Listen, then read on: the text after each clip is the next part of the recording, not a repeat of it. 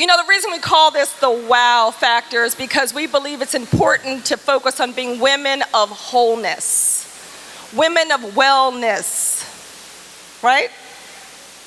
Very important. So we want to focus on that. We're here today. And you might even notice if you turn wow upside down, it's mom. And even if we are not biological mothers, we're always taking care of somebody. We're somebody's mama, auntie, what have you. So in order to be as effective as we can be, we really have to make sure that we're protected and that we're whole, so that we can pass that wholeness on to others that we touch and impart. I'm hoping today will be a blessed day for you. I'm looking so forward to hearing from our speakers today, and I welcome you all. Thank you so much for coming out. It's so important that whatever information you get today, that you take back to your community and to others, so that we can spread this positivity and really spread this wow factor in all that we do. You know, often when I pray in life, I start off my prayer with, thank you, thank you, thank you. Thank you for my challenges, because I know it's through my challenges that I grow closer to you, God. So in life, we're all dealing with something, but that something should never hold you back. It should really propel you. Those things in life that are challenges for you, that just makes you, I hope, go closer to your faith, so that you can find your purpose and that your steps are guided. But understand in life, it's not always going to be perfect. But your path, your steps are already divinely appointed. So walk in your purpose and walk in confidence in all that you do. Again, thank you so much. We have great speakers today. Our moderator for today, I'm very, very blessed to have my good friend, Jennifer Jones People, who I've known for probably well over a decade plus, who has worked closely in women's organizations and really in the spirit of today has always been lifting and uplifting women. So very grateful to have her moderating today. So again, we're going to start off with breakfast in about 5 minutes. Once everyone's had a chance to sit down, Jennifer will come up and she will start the program. Again, thank you for coming and be blessed. Wow.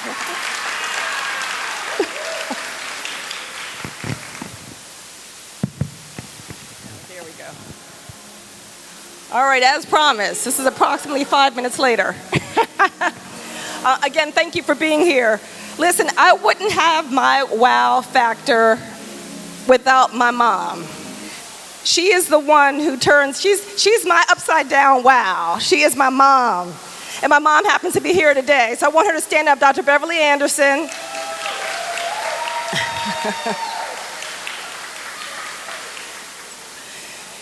Yeah, as a matter of fact, we have several moms here, I'm sure, today. But I want you all to keep in mind that this day is really to focus on our total health. So that is not just our mental health, not just our physical, but our fiscal, our financial. You'll hear from people today who've been in various situations, some in abusive situations. And we find that financial abuse is one part of that. And that is because many times women do not take care of their own finances. They allow somebody else to do that.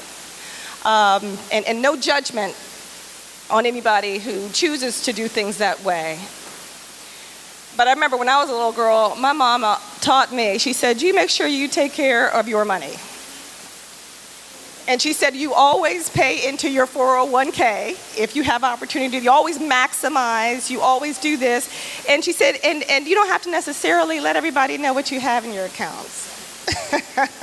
So having said that, maybe I'm giving you all some keen insight into maybe how things need to be handled. You know, much of the time we hear Prince George's County is one of the most affluent, in fact, the most affluent county with the majority black county in the nation. But affluence is what you spend. Wealth is what you pass down. And the challenge is that affluence is temporary. Wealth is generational. And what we really need to move towards is this whole women of wealth. And your health is part of your wealth. Your health, no question, is part of your wealth. We have found that many of the bankruptcies that have taken place in this nation and more directly in this county is because of health issues. That people get to a point where their health is such a great expense that it drains them. We're fortunate to have people here, our vendors here in the back, that are really promoting how we can keep ourselves healthy. And we need to be intentional in that. We can't be reactive to, oh, I found out I have this. Don't even wait for that. Start doing the right thing now so you don't have to ever hear that. You don't have to react to that. Anyway, with that said, I want to bring up our moderator for the first part of our day, and that is Jennifer B. Jones, our mistress of ceremony. Jennifer is a transformational leader, philanthropist, writer, and orator. She is a passionate advocate championing the needs of women, girls, families through programs in education, health, economic empowerment, domestic violence, and human trafficking. She has contributed significantly to the realization of the Prince George's County Family Justice Center, Global Vision Community Medical Center, Human Trafficking Task Forces, and TIS Foundation. Her eclectic mix of thoughts, views, and opinions are shared with audiences throughout the country. We are so blessed to have her with us today. And you know, she has a little wow factor, and I think part of her wow factor is the fact she's from New Orleans, Louisiana. A lot of spice down there, a lot of wow. But thank you. Come on up, Jennifer. Let's welcome her.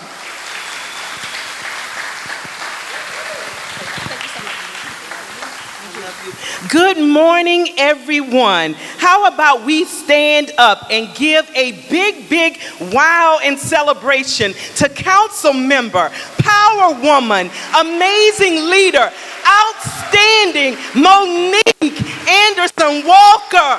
Yes! Can I hear everybody say wow? Wow! Wow! Yes, yes, yes. Oh, come on, y'all. Yes, yes, yes.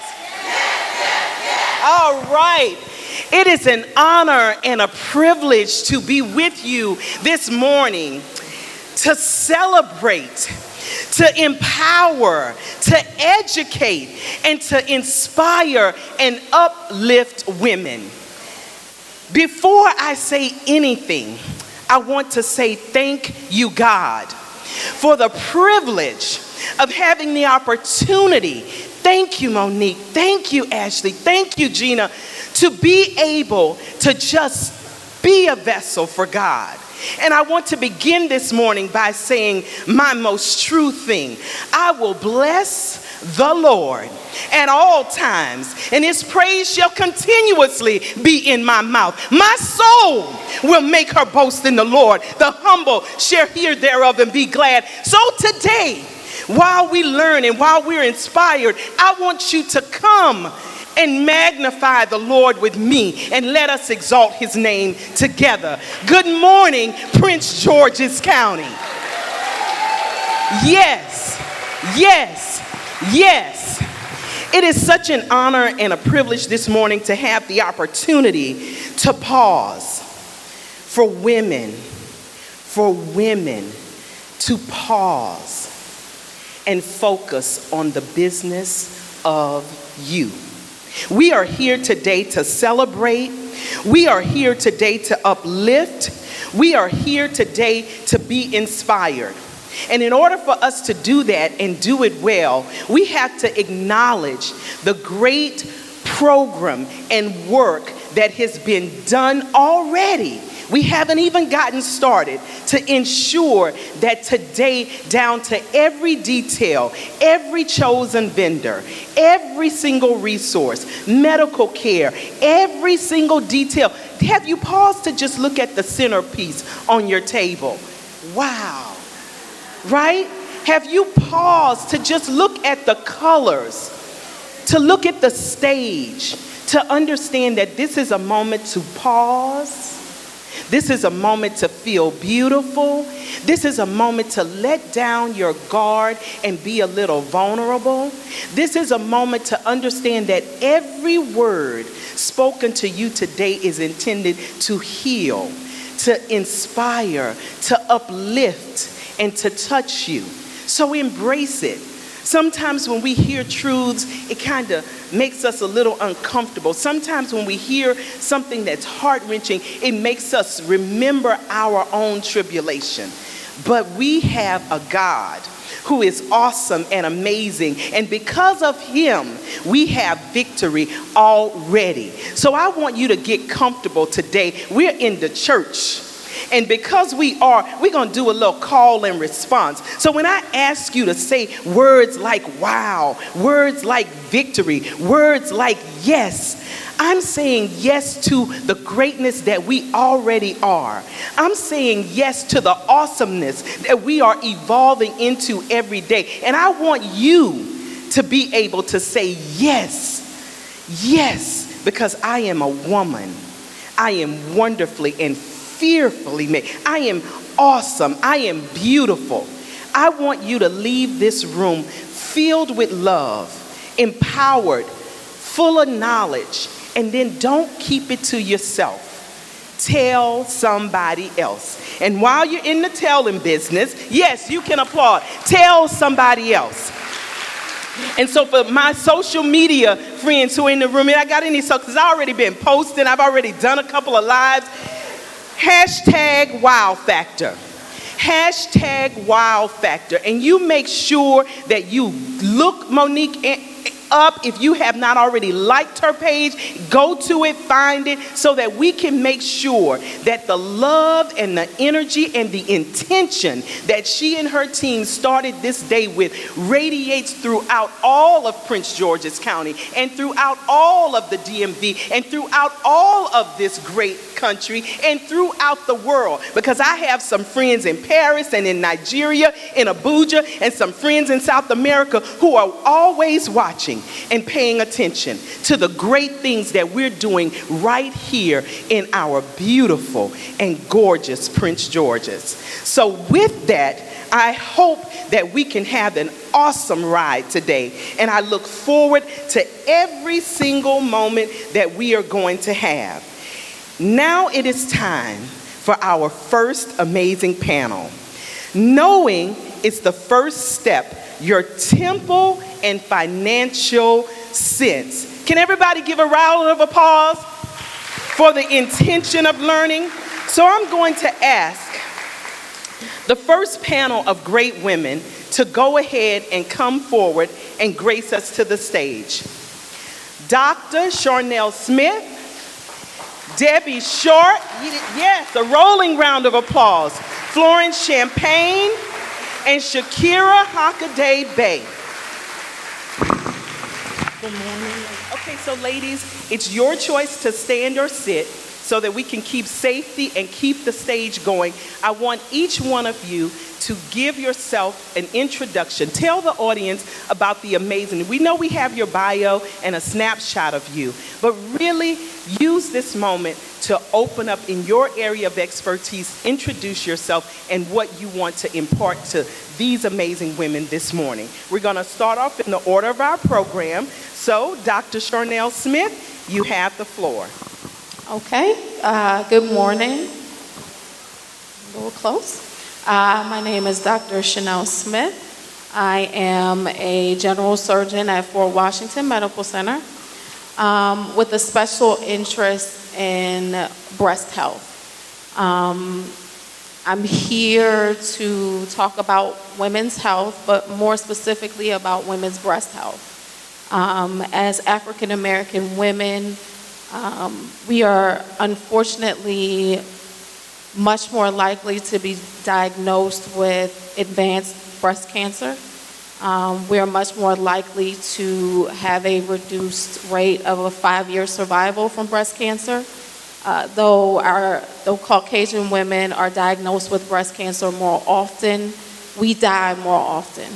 So it is very important to me to know that we take our breast health very seriously.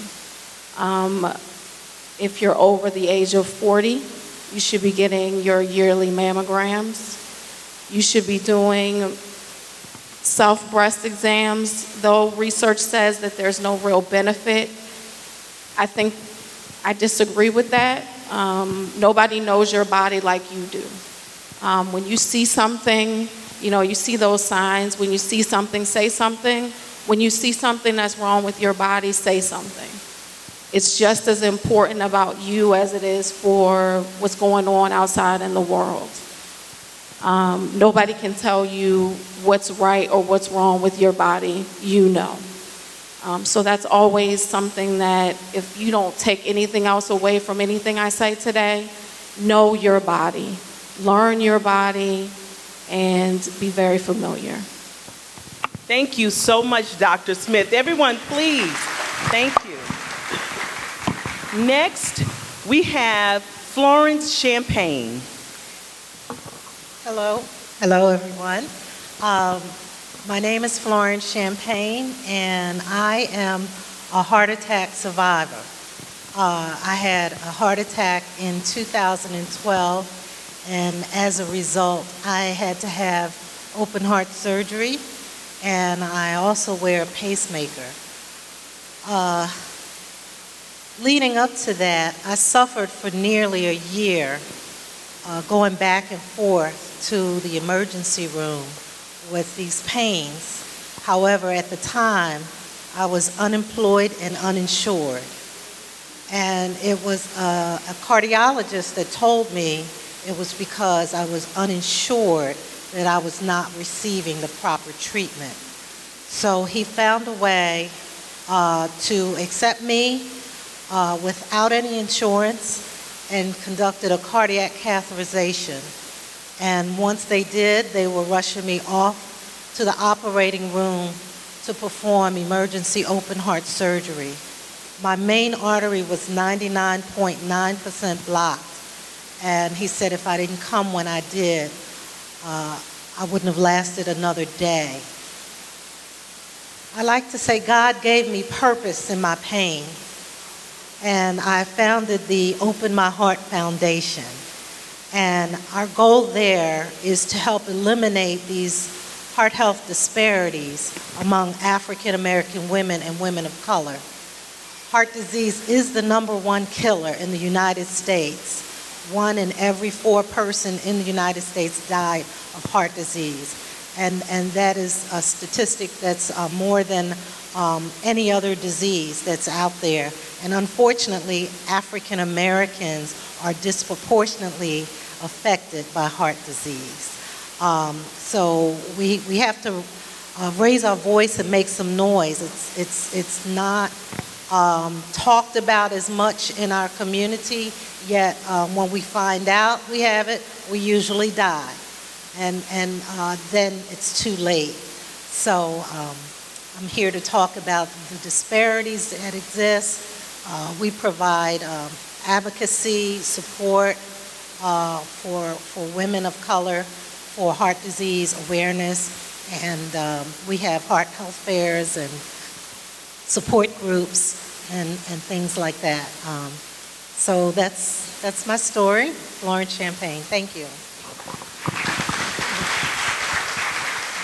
Shakira, you're up next. First, I want to say thank you for inviting me here today. You guys are all so gorgeous. Can you guys hear me? So I've been in the natural health industry for over 30 years. So you can tell my age. I truly believe that our body will heal itself if we do what we're supposed to do. And every one of us knows what we're supposed to do to take care of our body. As I sit here today, as of 2016, I've had 19 surgeries. I'm not on any medications. Now, one of those surgeries is because I donated a kidney to my dad, who had open heart surgery, who had a major stroke on the table. When he was in the hospital and came out of the operation room, they told me, "I'm sorry, we didn't expect this." They didn't think he was going to make it for 24 hours. 3 months later, he walked out of that hospital. That was in 2007. You know, they had him with 12 medications that they expected for me to get for him. I went through the list. I went to the doctor's office, and I said, "We can substitute this for this. We can do this, and we can do that." Now, today, my dad is only on 3 anti-rejection medication and 1 heart medication. So if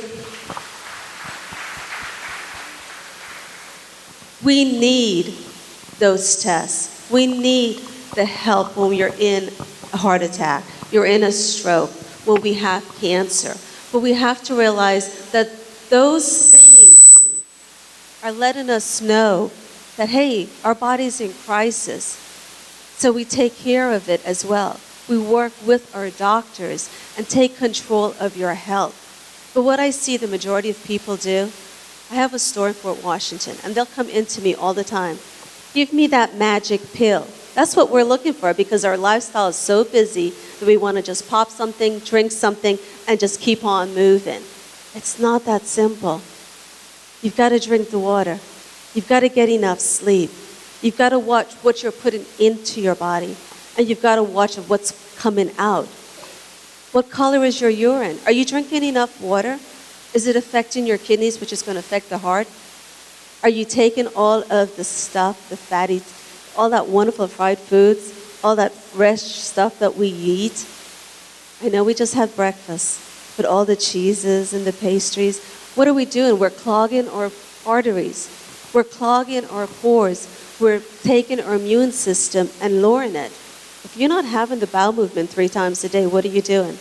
Your gut has more of your immune system than anywhere else in the body. Do you know how many neurons are in your colon?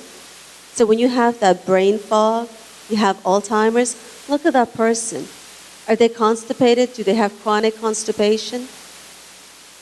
So I know my time is limited, but just to let you know, as females, if you change what you're doing on a daily basis, everyone in the household will change, because we're the ones who control it.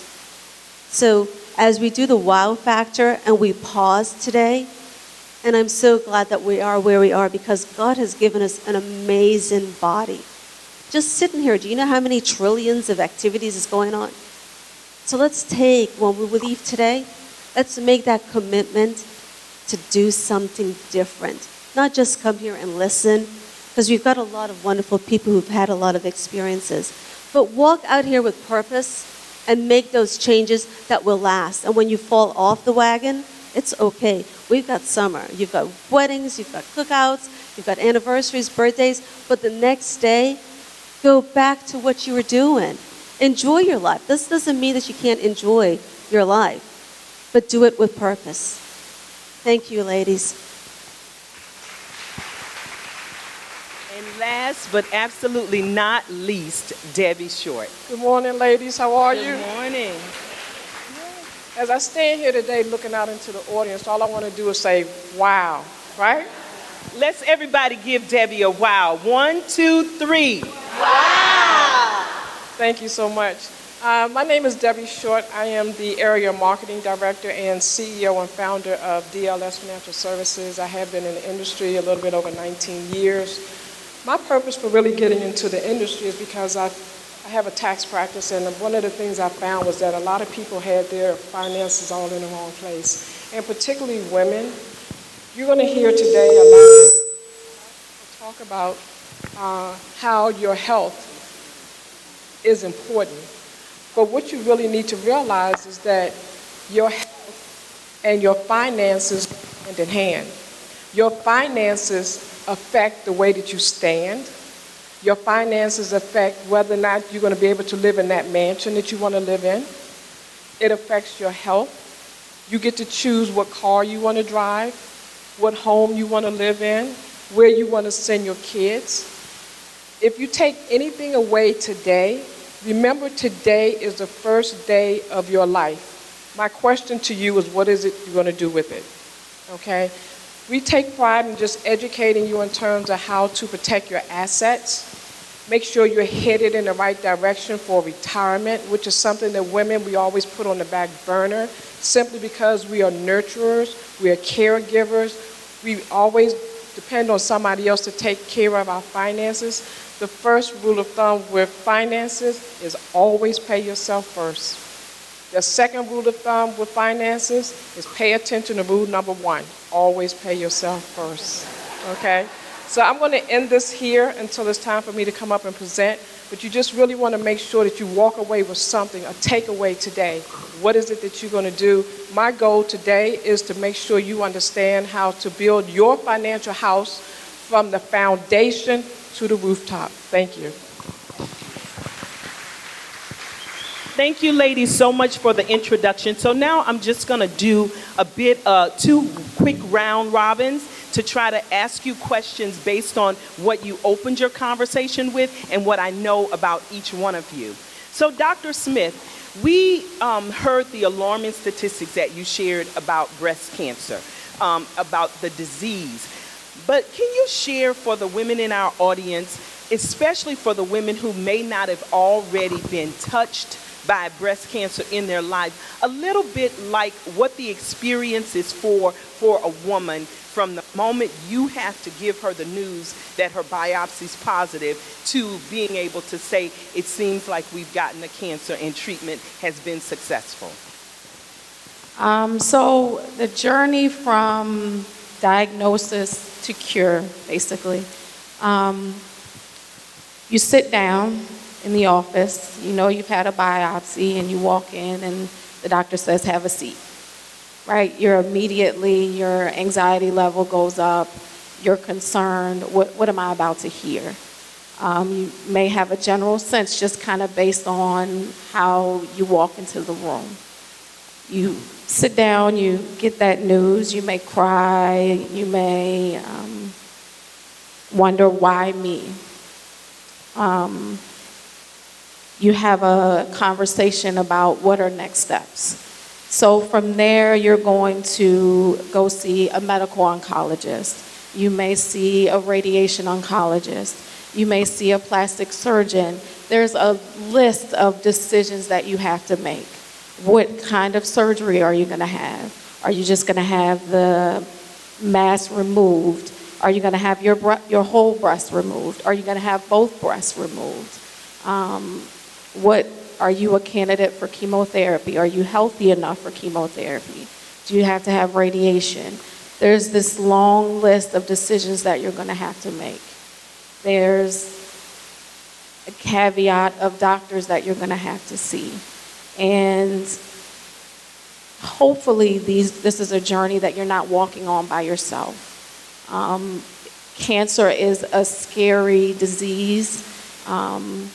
It's a scary process to go through, but if you're going through it alone, it's even worse. So I've seen people who don't have any support, and it just makes it a harder journey.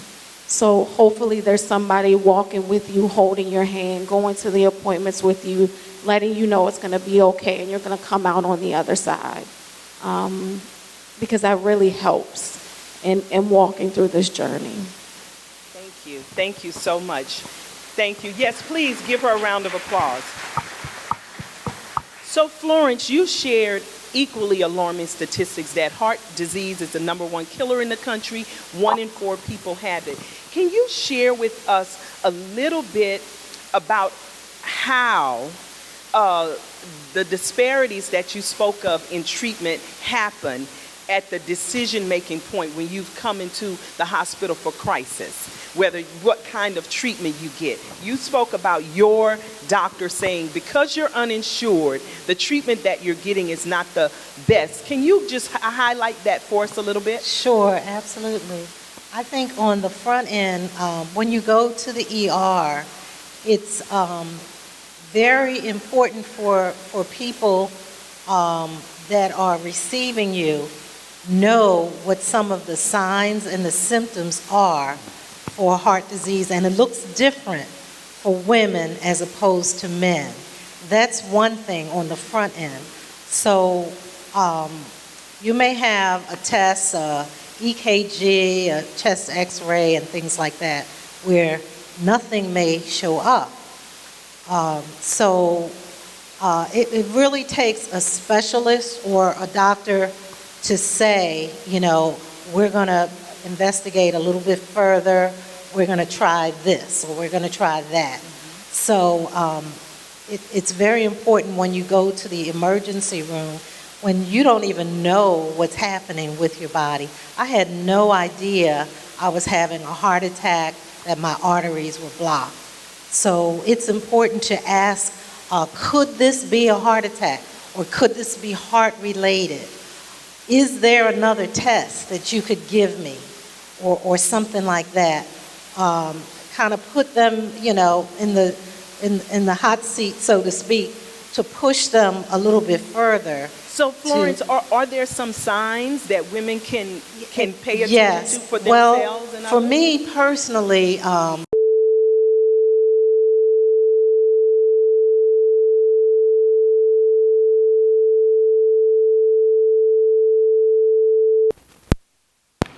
or to get information about, or to even hear about, is life insurance. I don't have no clue why. But life insurance, or your life in general, is just like a puzzle, okay? Because number one, I tell my clients all the time, I've never seen a death certificate with an expiration date on it, okay? And your health and your finances are your report cards, okay? When you think about life insurance, there's so many different types of life insurance. And let me be the first one to tell you, for those ones that always say, I'm good, I have life insurance on the job, it's icing on the cake. Because if you ever leave the job or lose the job, those benefits are done, okay? One of the types of life insurance that most people are familiar with is the GoFundMe. You all heard of it, right? Yes. Okay. Well, GoFundMe is a self-funded foundation to your life insurance. It means passing the hat. It means asking for a handout. And right now, we already know people don't have a whole lot of money to be handing out. So if you get $5 per person, you're going to need a whole lot of handouts. So don't depend on GoFundMe accounts, okay? The second one that people are most familiar with, and they always say, oh, I have accidental death.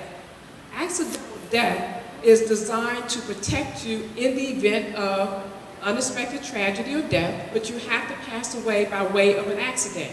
Most people don't know that you have to pass away in the first 90 days of the accident, okay? So what does that really mean? Let's say you get in a car accident, right?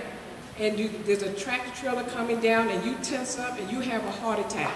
And they take you to the ER and they admit you and you stay there. And if that doctor can prove that you had a heart attack, which is considered natural causes, it wasn't a direct result of the accident, that $1 million policy will not pay out, okay? And if you happen to be there and you stay in the hospital day 89, remember it has to be the first 90 days, so a family member is going to have to make a decision. Do I pull the plug to get that $1 million? Or do I pray and hope that you're going to recuperate? Okay? You also have regular, traditional type of life insurance, and one thing you need to be aware of, there's a difference between term, which is temporary, and permanent. Term is exactly that. It's the least amount of insurance, cost-wise, but you can get a very high death benefit. So what's happening to our senior markets right now, and I'm a certified senior advisor, is that they had term years ago. It expired. Somebody told them they can renew it all the way to age 95. But the cost went from $50 a month when they were 30 up to $1,500 a month when they're 65. And now you're at retirement age. Can you really afford $1,500 a month out of your retirement? And I say no. On the permanent side, you pay a little bit more, but the cost stays the same. You have cash value accumulation in it. The cost never goes up, and you have a level death benefit. So you're designed to keep it for the rest of your life. That's the reason why they call it whole life policies. You also have universal, And how many people we have in here that's federal employees? Anybody? Okay, a couple months ago, the federal employees actually went through a furlough, okay? People who had universal life policies had cash value built up into it. They were able to pull money out of their policy tax-free, which means they didn't have to pay it back, to pay their mortgage, to actually buy food, to send their kids to college, just to make regular ends meet. Life insurance is the most prevalent industry because they represent the #1 industry in the whole United States. People take out life insurance because they think they're going to die, right? Life insurance companies give you life insurance, why? Because they know you're going to live. And then they listen to our panelists up here. I take out $1 million policy, I get approved, and the first thing I do is go to the gym and I start working out, right? And I start drinking a lot of water because I want to live. And the insurance companies know Debbie's going to do that because they just gave me $1 million policy.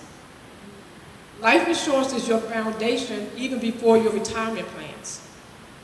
You take out a life insurance policy paying $100 a month and you pass away, how much is your family going to get if you pass away next month? Probably $100,000, okay? You take out a retirement plan paying $100 a month and you pass away 6 months from now, how much your family going to get? $600 plus a little bit of interest. So it makes more sense to lay your foundation in life insurance to build your strong financial house, and it's designed to protect you against your taxes as well as inflation. And so in order to give our audience an opportunity to ask some questions, I feel like every panelist gave, really, you had a moment to tell your story and send your message. Dr. Smith, I wanted to make sure that I did not allow you to leave the room without telling the women why prevention and the power of early detection for breast health is important, and any other nugget of wisdom that you want them to walk away from. So with any cancer, prevention is very important. So things to take away from this in preventing breast cancer, your diet is important. So having a diet high in fat, all those things that cause heart disease also contribute to the development of breast cancer. Maintaining a healthy weight helps to prevent breast cancer. Again, things that also feed into heart disease. Drinking alcohol. So having more than 3 alcoholic drinks a week, which is an alcoholic drink is 5 ounces. Having more than 3 of those a week increases your risk of breast cancer. Smoking, also contributing to heart disease, increases your risk of breast cancer. So a few things that most people don't know, your reproductive health. So if you had your first menstrual cycle before you were the age of 13, if you go through menopause after the age of 55, the longer that you are exposed to having a menstrual cycle and the estrogen associated with that menstrual cycle, the higher your risk of developing breast cancer. If you have your first pregnancy after the age of 30, that increases your risk of developing breast cancer. If you breastfeed, that decreases your risk of developing breast cancer. Never have a full-term pregnancy, that also increases your risk of breast cancer. Those are things that you don't hear about, that people don't tell you about, but those are all important things. Keep in mind when it comes to your breast health. And so before we let our panel in, if there is 1 or 2 people, in the interest of time and trying to stay as close to on track as possible, with burning questions for our panelists, please raise your hand. Come on, stand up. If you have a burning question, raise your hand and stand up.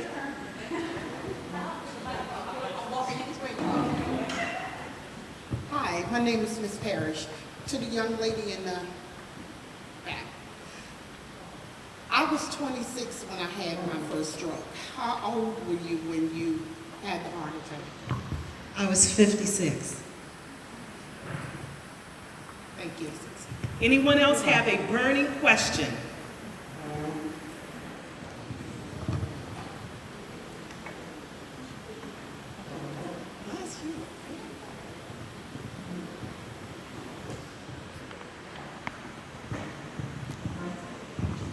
Hi, I'm Karen Ward. Doctor, does cystic fibroid disease predispose you to breast cancer? No. Having dense breasts, so if you've had a mammogram and they say you have dense breast tissue, that does increase your risk of developing breast cancer, but having fibrocystic breast does not. Okay. So anybody else? Okay, I'm going to ask our panelists to all stand. So ladies, you've heard a lot about lifestyle, accountability, and responsibility. Dr. Smith said, know your body.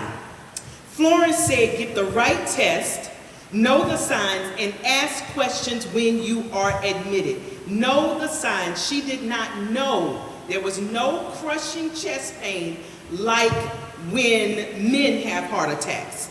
Shakira said, move your body, drink your water, heal, breathe, and the most important thing she said is stop deceiving yourself. Keep it honest and real. And Debbie said to build the foundation for financial health and peace of mind. To save, pay yourself first by saving 10% of what you earn. So for my tithers, yes, that means 20%. 10 for God and 10 for yourself. Just in case you were asking or didn't know. That's 20%. Live beneath your means, right? And not at or above your means. And life insurance, especially index universal life insurance, is the most important life insurance you can have to give you the flexibility and protection you need. You don't have to die to use it. And you don't have to die to use it.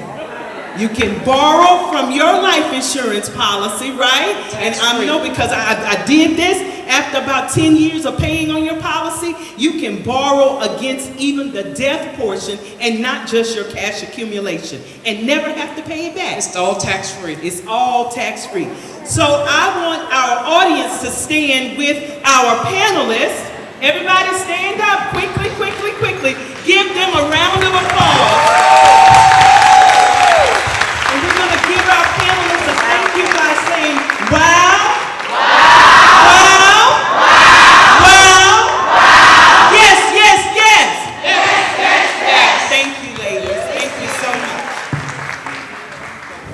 There's nothing more powerful than information and knowledge to ensure that all things are going to go well. We heard Debbie highlight something that happened, and it was the furlough that happened.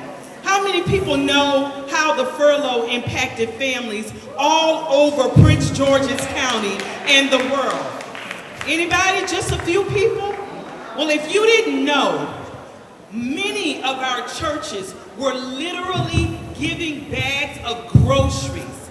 There were people who, you think about getting your check or that you saved but when you are used to getting your paycheck once a month, every 2 weeks, once a week, and it is gone, there were people who could not pay their light bill, could not pay their car note. There were young people who couldn't go back to school for the semester because the money was not there. And so, like women of God, who often turn pain into purpose, and who often turn tears into triumph, who often turn things that are really, really big challenges and heartache, and turn all of those things into victorious, meaningful missions in life. I want to introduce to you two amazing sisters. You may have heard about them on the internet. You may have seen it on the Ellen DeGeneres show. You might know about it, but if you don't, you are in for a treat today. We have the Furlough Cheesecake sisters in the house. So where are my Furlough Cheesecake sisters? Come on, my girlfriends, it's your time. And so what I'm gonna do, I'm gonna have them sing. Come on, no, come on to the podium. Is I'm gonna move my things out of the way. after I hug y'all. And I'm going to let you share your story. How many people in the room heard about the Furlough Cheesecake Sisters? All right? And so when we are talking about wow, we're talking about wow. You two sisters did that. Can everybody in the audience say, you did that? Y'all gotta do better than that. Come on. You gotta tell these sisters, you did that. You did that. Wow. That's my word anyway, so wow. God is so good, and we are so blessed to be amongst you beautiful ladies today. And I just count it an honor to stand here with my sister and just bask in the glory of what God has done. Because this is nothing but a God thing. A God thing, right, sister? So to God be all the glory, every bit of it. Because Sissy and I were just two little girls who were suffering when this furlough hit. So, wow. I mean, looking and hearing from you beautiful ladies is an honor. Thank you so much, Monique. Thank you, Gina, for inviting us to be here today to share. Little did we know that God would take a cheesecake and do something so magnificent. He will do it. And he did it. You know, like my sister said, it was all about providing for the need at the moment. My sister actually donated cheesecake to our church's New Year's Eve service. That is how the story started. That is exactly what she did. I had no idea that she made the cheesecake because my stomach was what was looking. I had no idea. I was just like, wow, that's a pretty cheesecake. And she packed it up and sent it with me, and I whispered, who made that? And she said, I did. I'm like, oh. And the big sister in me wanted to scold her because I know cheesecake is expensive to make. And I'm like, well, we on furlough. Why would you make cheesecake? You could have got a Duncan Hines box and did that. But she donated cheesecake. And when I say she put love in this cheesecake, y'all, she did not sacrifice the quality just because she was on a furlough. She put her heart in that cheesecake. And I've had her cheesecake before, and it was all right. But this here, God was mixing that cheesecake with her. He knew what he had planned for that cheesecake. We did not. She sent me home with a sweet potato cheesecake on New Year's Day. Well, actually, you know, after New Year's Eve service, it's like 1 o'clock in the morning. So I'm in my car trying to taste what she had just given me and got busted by the pastor. I was so embarrassed. I just put the cake away and I was like, wow, this is good. Could not wait to make a pot of coffee. And I sat down and waited for my mom, and she was here for Christmas, and I didn't wait for her. I ate that slice, and I tell you, I forgot about that furlough. I'm not lying to you. And I know, Shakira, I don't know where you're sitting, but you know, food can sometimes take you to a space and place that it just makes you feel so. That's why they call it comfort food, right? It comforted my soul. I'm an eater, y'all. I'm not a cooker. I'm not a baker. I can cook, but my sister is. She's the cook, she's the baker. But that cheesecake took me into a realm that I wasn't thinking about those expensive Christmas gifts I just purchased. I wasn't thinking about the fact that my mortgage company said, okay, if you don't pay, we know you furlough, but if you don't pay by this date, we're reporting you to the credit agencies. I wasn't thinking about anything. I opened the blinds and I just basked in this cheesecake. And this is the true, honest to God. Mommy came downstairs. I said, you gotta taste your daughter's cheesecake. She ate that cheesecake 2 slices later each, 2 cups of coffee each. She called. And we immediately just started saying, girl, that cheesecake was that a homemade crust? That thing is so good. And our mom, we were going back and forth. We were watching a movie. When I was in my pajamas. This was all relaxed, organically. Our mother said, girl, that cheesecake is so good you could sell it. And I sat up straight. Sister, why don't we sell it? She said, girl, I'm on furlough. And all I heard was, let's call it the furlough cheesecake. It didn't even matter at that moment that she could have been saying, I don't have no money for no ingredients. I didn't even hear that. Turns out that's not what she was saying. She was saying, I have nothing but time. But if she had not made that sacrifice of love, it never would have got into my mouth and comforted my soul. I have to tell her like that because she don't ever pump her own story like that. So as we approached this business and as we decided we were going to work this business, it took a thing called faith. It didn't make sense for 2 little girls with no money to start a business in the middle of a furlough. But God had a different kind of plan, right? God had a different kind of plan. And in the midst of your struggle, God can do something so major if you just let go and let him do it. Just let him do it. So we decided to jump. And sometimes if you just sit down and stay comfortable, you'll miss out on that big thing that he has in store. Who would have known 2 weeks later, Ellen, 2 weeks? CNN within days, and it was a cheesecake. And then these 2 little girls go to Arkansas to present our cheesecake to Walmart. To Walmart? The Walmart. Miss Keena Thomas, who put patty pies in Walmart, invited us, me and this beautiful big sister of mine, to Arkansas. In the snow with flip-flops. We had flip-flops, and she loved it. So we'll be in Walmart in August. If you just let God, y'all. In August of this year. So it doesn't really make sense, the journey that we're on. It doesn't make sense. But God. And I just encourage you in here to first love yourself and allow God to use you. You may have a gift. This was a cheesecake. So what kind of gifts do you have? What are you holding on to that you can share with the world? Share with the world. It can be anything. It can be that smile. Some of you sisters just smiled and gave me a hug today. Listen, that goes a long way. Because if we don't do anything else, we have to support one another. Because nobody else supports us, right? Being a black woman is the hardest job there is.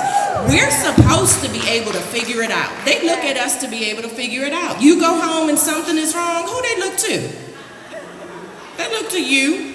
You got to figure it out, and we have to support each other in every single thing that we do. So we are blessed and honored to be here. We are blessed and honored to have met you. They reached out to us. This woman, Before Ellen. before, it was 2 little girls, a cheesecake, and 1 news story, right? Right. Calling. Because they saw something that we didn't see in ourselves. We were just cooking cheesecakes, honestly. That's it. That's what we were doing. We were literally up to our ears in cheesecake. Was when we got our first 10 orders in the first day, we were like, wow, we're getting close. Because the motivation was to get Deja back into Bowie State. Because the colleges don't care. You on a furlough, oh, okay. Well, here's your deadline. And you have to pay. So those first 10 cheesecakes looked like we getting close. Then the next day we was at 100. We was like, yeah, we getting closer. By the end of that week, we were over 1,000. After we got on CNN, before Ellen, we were over 1,000. And since this journey started, we've had over 4,000 cheesecakes ordered. And guess what? And we're going to leave on this note. On this note, we actually furloughed the government. Amen. Hallelujah. Amen. Y'all ought to be on your feet. Won't he do it? Won't he do it? So I'm going to be Jennifer. We got to take a selfie, y'all. Before they blow up in Walmart up in here. do something special. Everybody get up. I want us to do something special. Some of the women here know how much I value that in the things you said. We're talking about the business of you today, right? The business of us. We've heard from our first panel about the business of health, whether it's financial, physical, emotional. Now we hear about the business of faith. And you said something powerful about loving yourself. So I'm going to take a 1 minute point of personal privilege and do something that I call I love being a woman. All right, so you call and response. Y'all ready? I'm going to say the words and you repeat it to me. This is for you all. I want you to take the love from Prince George's County, from Councilmember Monique Anderson Walker, and from all of the amazing women at the Wow Factor 2019, and let this love fill you up. Y'all ready? I love being a woman. I absolutely love being a woman. Y'all got to do better than that. Did you not hear them say, God did it? Come on, y'all. I love being a woman. I absolutely love being a woman. I am blessed and highly favored. I am the head and not the tail. I am above and not beneath. Girl, I got it going on. I'm all that. I am the bomb.com. Look me up as I go worldwide, because I'm a bad, bodacious, audacious, tenacious, God-fearing woman of faith. And I love being a woman. Wow! Wow! Wow! Yes, yes, yes.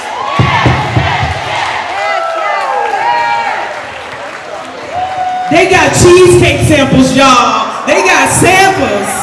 You got to stay to get some.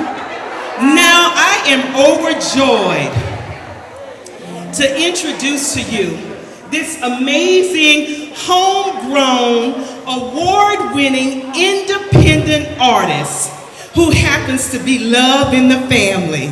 So I'm just gonna call her first name. Summer, come on and share some sunshine.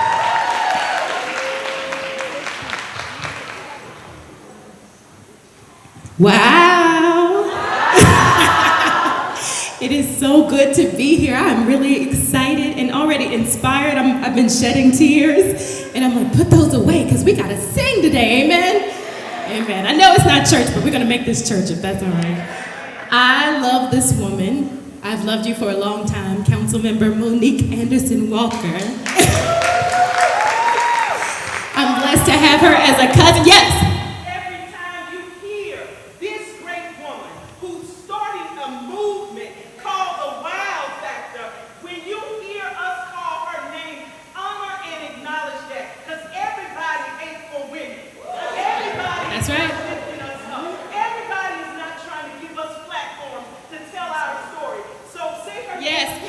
Councilmember Monique Anderson Walker. Thank you. She is my cousin, so I've loved her for a long time and admired her, and I'm just so happy to see you walking in purpose. And like you said, creating a platform for us to do incredible things in the community. I also love another lady on her team, my mother, Gina Anderson Ford. Who is lovely and amazing, and I love you. I don't know you, but I know you by your spirit. You know, light recognizes light, and I'm happy to be here today. I want to share a song with you that I wrote a little while ago when I was in a desperate place. Anybody ever been in a desperate place? All right, because we can be transparent today too, that's all right. All right, so I was struggling, and I just needed to know that God saw me, and he remembered me, and that he wasn't gonna leave me in that desperate place alone. Amen? And he gave me this song to encourage my heart. What I didn't know was that it would eventually encourage other people in the desperate place or who've come out of a desperate place and just want to say, God, I believe you when you say you never leave us and you never forsake us. Amen. We are never alone. Anybody just have comfort today knowing that God is always with us. All right. Now listen, you may have never heard the song in your life, but if it gets in your spirit, feel free to clap your hands, stand up if it moves you to do that, and sing with me. Is that okay? All right.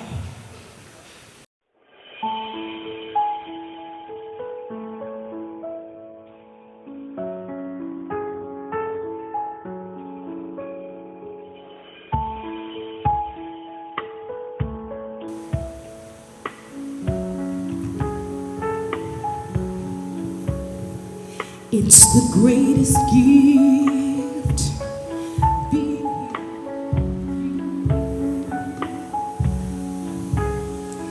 resting in your arms. Well, it's all I want to do. We can barely hear the music, it turned up. I thought that I could find in people what only you can give. Peace and contentment, a reason to live, but I am never alone. You love me as your own, and you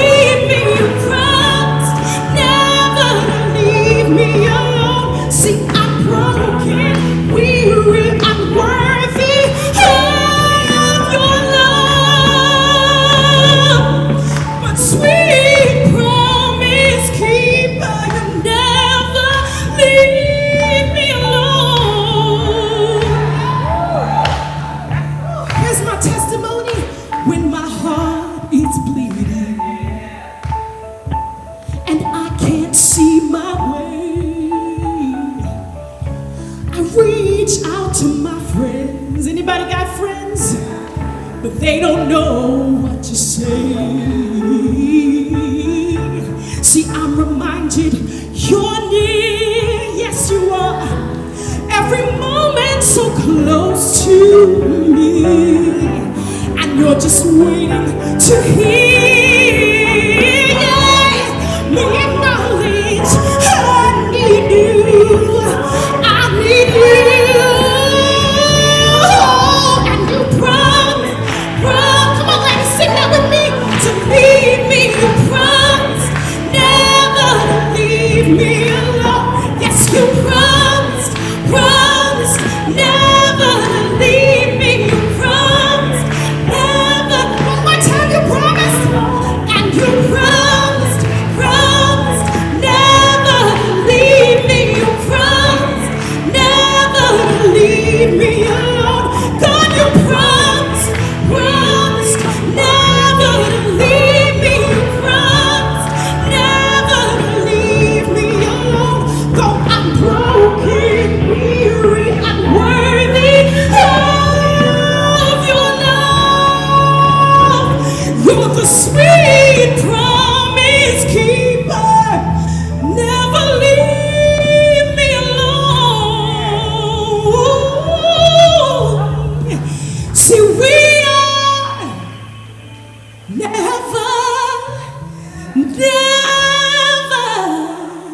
alone.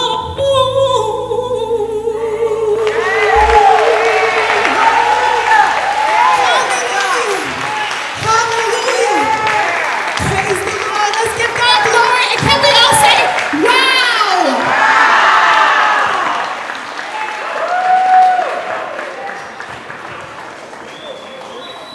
I can barely think about the program. That's the tears in my eyes. Summer, thank you. Mama, you done good. Give Summer one more round of applause, everybody. Are you ready?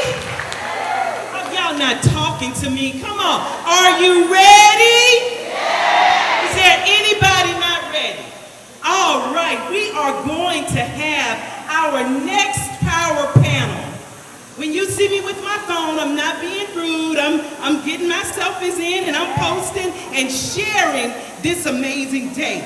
Our next panel is surviving trauma, thriving and coping with the stressors of everyday life. We need to have this conversation. We have a power pack panelist, so I'm going to ask them to all get up as we bring them to the table. Everybody in the audience say wow. Wow. Wow. Wow. Wow. Yes, yes, yes. Yes, yes, yes. Okay, my panelists, come on. Damaris, Shannon, Mignon, Dr. Smith-Clark.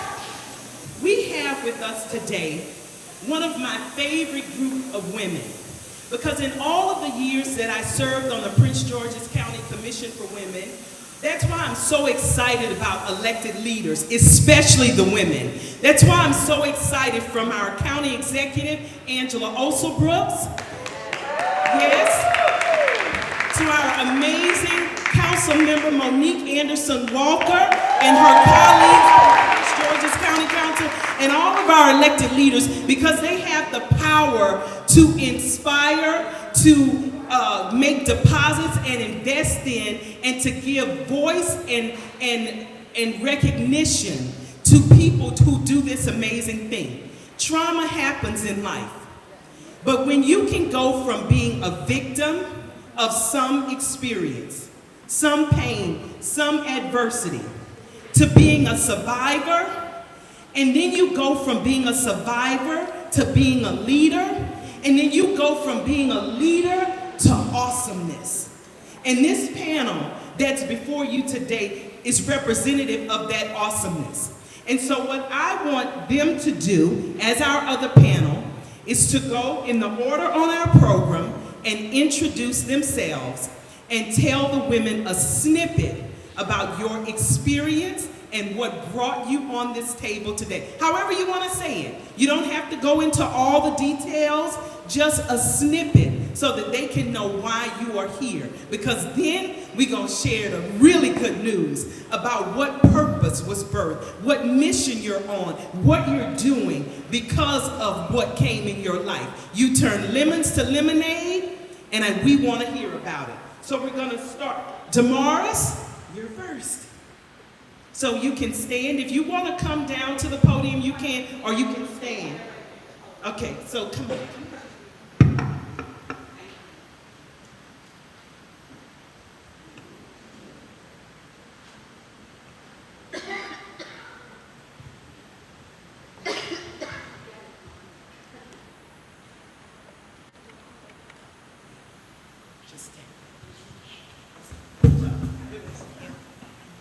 Okay, so hi everybody. My name is Damaris. I'm 23 years old, and this is my first time telling my story today.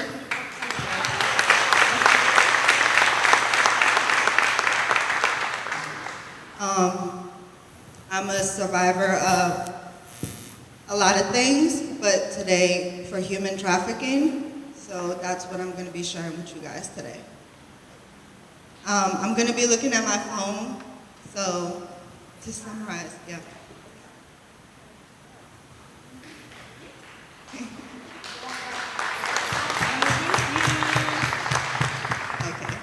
I've never done this before, so please. Okay.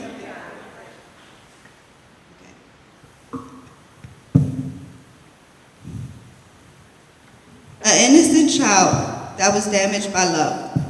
Taken for granted, trying to figure out what is love. How could I feel protected when I was being taken advantage of? As I grew, I realized transformation was the key. There are people who started to see the better side of me. But true transformation wasn't key for me, having my virtues stripped away.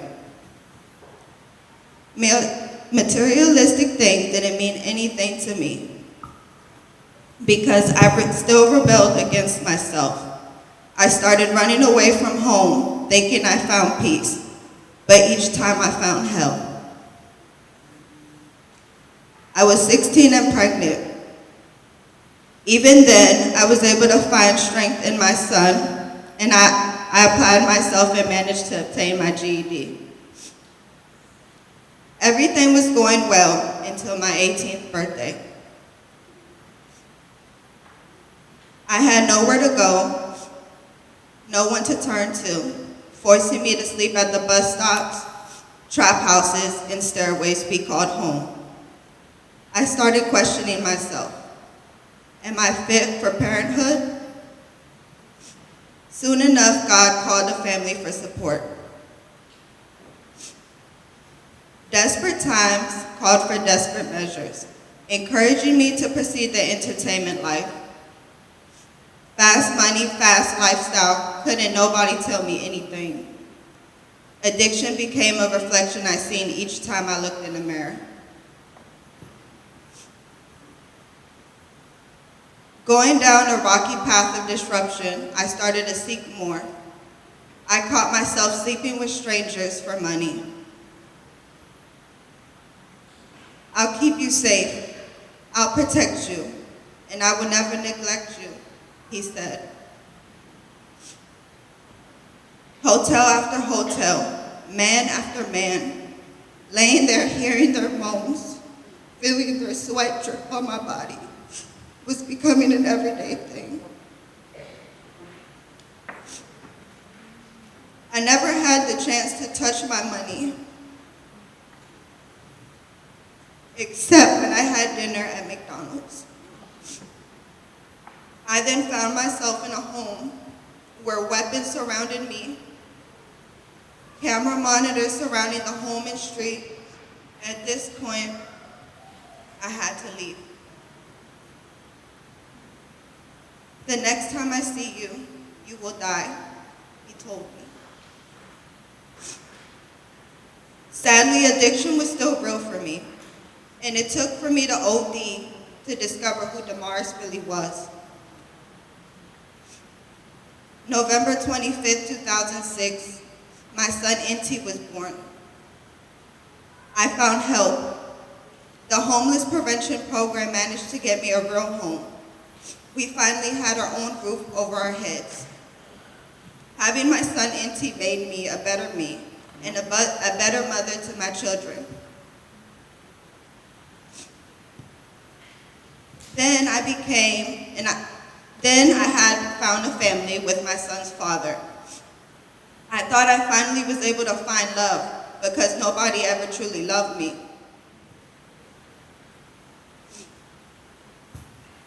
Who is Damaris? I didn't know. But I found strength in me to leave. There I managed to get back on my feet. I got hired at T-Mobile, and with T-Mobile I rose up to succeed.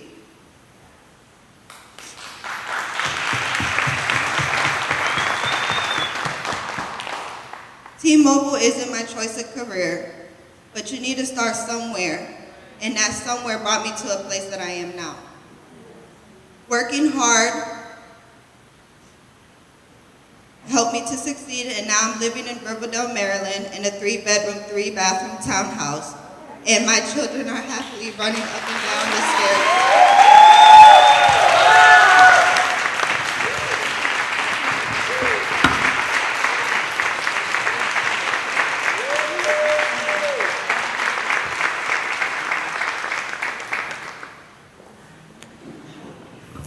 Talking about powerful, talking about the power of resources, the importance of just one program to be the difference maker.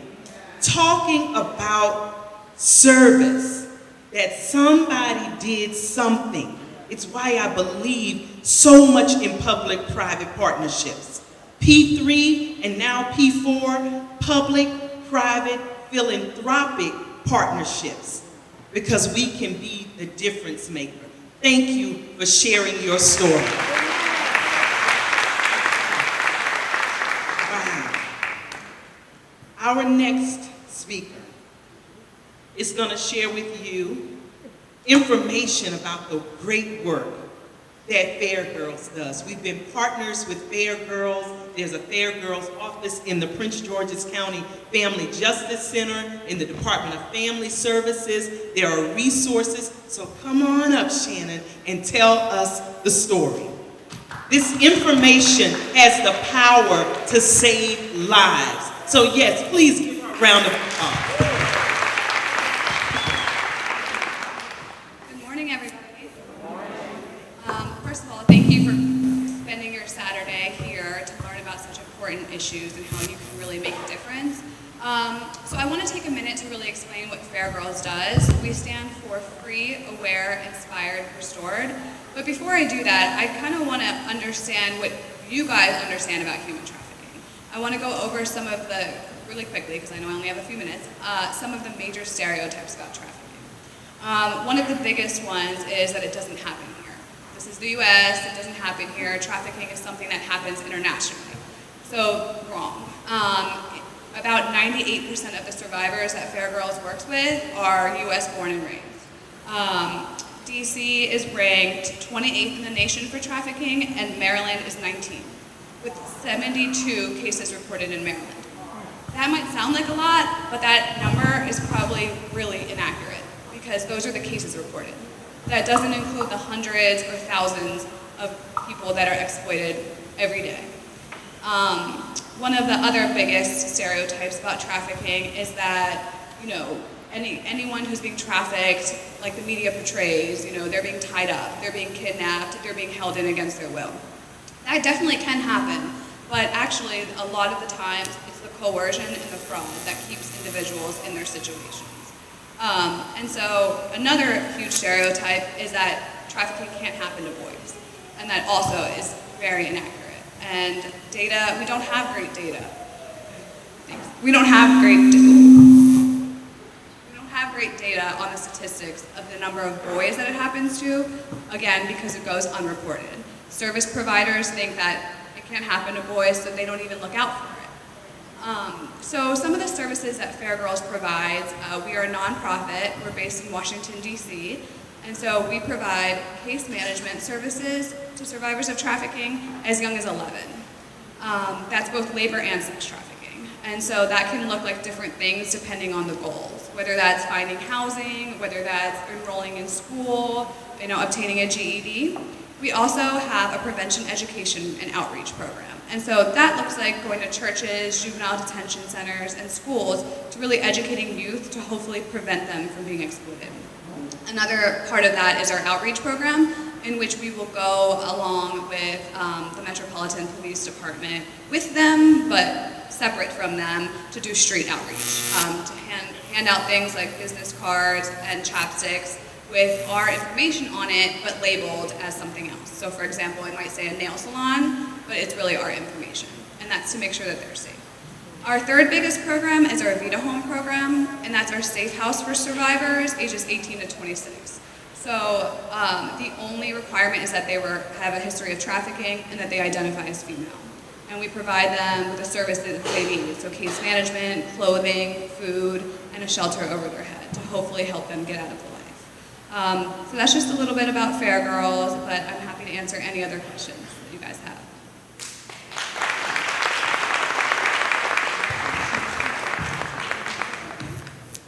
Shannon is being so humble, but if you are ever up at night on MSNBC, you'll see this series running about labor trafficking and human trafficking. It was Fair Girls in partnership with the Obama White House Council on Women that really elevated and escalated this work and the information. Organizations like Polaris and others had been around for years but could never get the story told. They are a powerhouse on the street trying to help and rescue, truly to inspire and restore women, girls, and boys. So please give Fair Girls another round of applause. Our next speaker is Mian. Come on, Mian, come on. Yes, please give her a round of applause.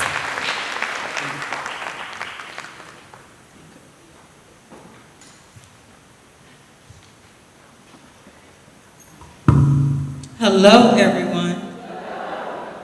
Hi. My name is McYon Brown Anderson, and I am a third-generation survivor of domestic violence. With me dealing with domestic violence in my family, I had my first altercation at 16.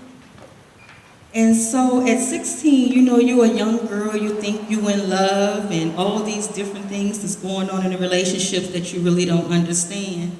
And you're just going off of what you know and what you have seen. So growing up in my household, all the relationships that I seen was unhealthy. But at that time, I didn't know they were unhealthy. I just thought that this is what you do in relationship. In my household and the women that I seen in my life, they went through a lot of things with men. They went through arguments, they had fights, and then after the fights, they got gifts. They got gifts of jewelry, they got cars, they got homes. And it was like a payment for the man's bad behavior. So as children growing up in the household, this is what you see. You think, okay, well, this is how relationships are. And so also in that household, we were a very religious household. I lived with my grandmother because when I was young, at about 3 years old, my mom left my dad due to domestic violence. Now, I was too young to remember the abuse, but of course, through the years, heard what had happened to my mom. So when my dad left, he not only left his my mom, he left his children. And so it threw my mother into a financial situation where she had to go and move in with my grandparents. Now, remember I said I'm a third-generation survivor. So my grandmother was abused as well. She even had to run from her hometown of Millboro, Virginia, because her first husband tried to kill her. And so they put her on a train to Washington, D.C. because she had an older sister living here. So by the time my mother and us moved in with my grandmother, of course, she was remarried. But this time she was remarried She wasn't married to a physical abuser, she was married to a verbal abuser who was also an alcoholic. So us children grew up in this household.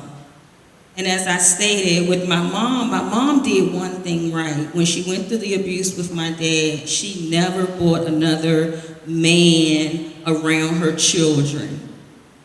Only men who she knew that really wanted to take an active role in our life. But I'm saying that to say this, that all domestic violence from children is not learned from their parents. Sometimes it's learned from the other adults that you leave them in their custody of. So with growing up in my grandmother's house, of course, with my alcoholic grandfather, seen a lot of verbal abuse, and then with aunts and things like that. So I thought that's what you do in a relationship. So at 16, I had my first altercation with my boyfriend at that time. He tried to strangle me. And so at that time, I did not tell my parents, no, I could not do that. For number one, I didn't want my mother to tell me to leave him alone.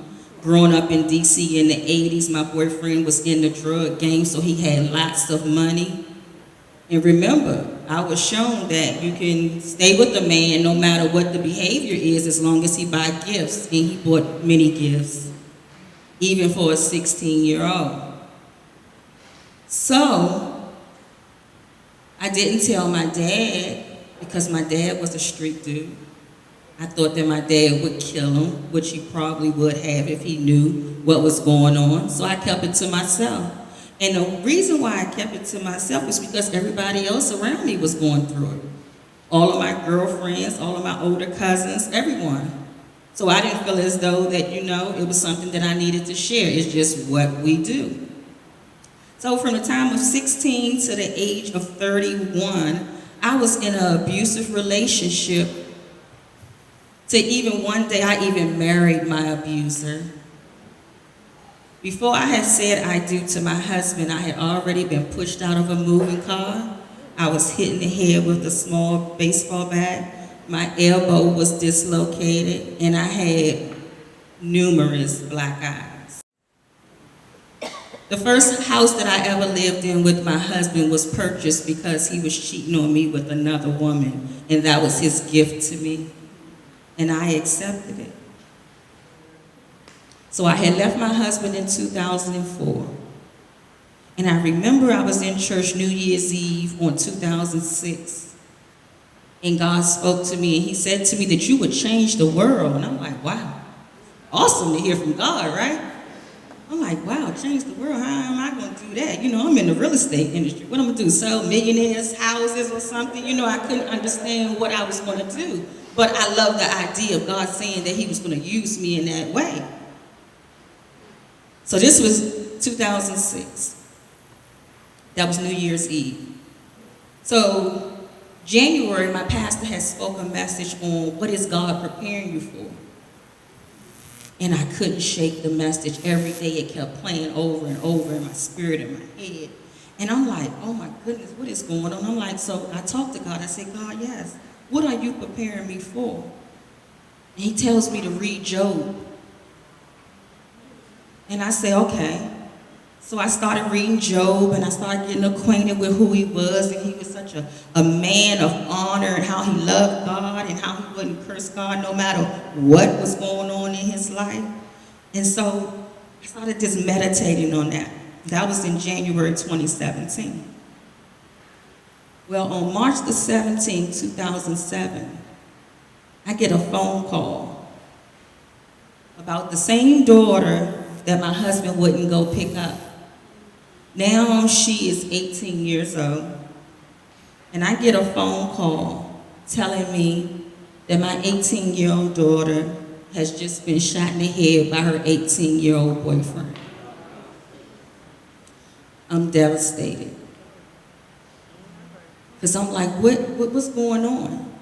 So people always ask, well, did you know that she was going through any abuse? And I said, you know what I did? She met this guy when she was 14, so I knew him, I knew his parents. And we did hear about one altercation that she had. And even though I was in my abuse, for something, one reason with us as women and mothers, we can go through something, but our children ain't gonna go through it. So I stepped in and I talked to his mom, and I went to the police department and, let them know what was going on. And with me being a victim and not knowing too much about domestic violence, I thought that it was over. Because I did something that my parents didn't do. So I'm like, okay, I got ahead of this, it's gonna be all good. We're gonna find out it was still happening, but it just wasn't getting to me. On the day my daughter died, every friend of hers had a story of abuse. It was family members who had stories of seeing my daughters with black eyes, and nobody called me and told me anything. No one said a word. That's why domestic violence grows so much, and why it's at epidemic status is because of the shame and the guilt and the secrecy.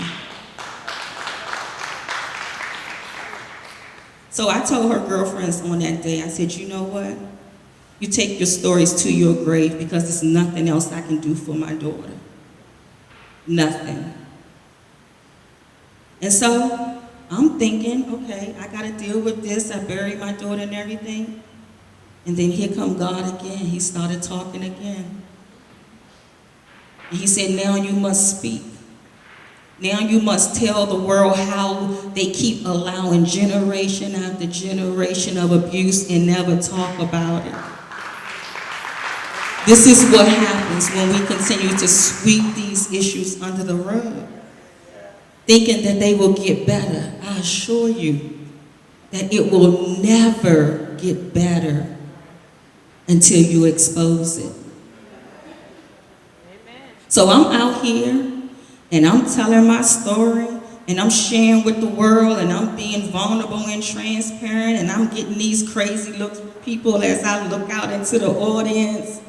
But you know what? I say, you know what? It doesn't matter. It doesn't matter what anybody think of me and what I have been through, because it has made me become the woman that I am today, so it was all worth it. It was all worth it. And so I'm out here and I'm talking to parents and I'm talking to teens about domestic violence. And I'm out here. And I'm out here for 5 years.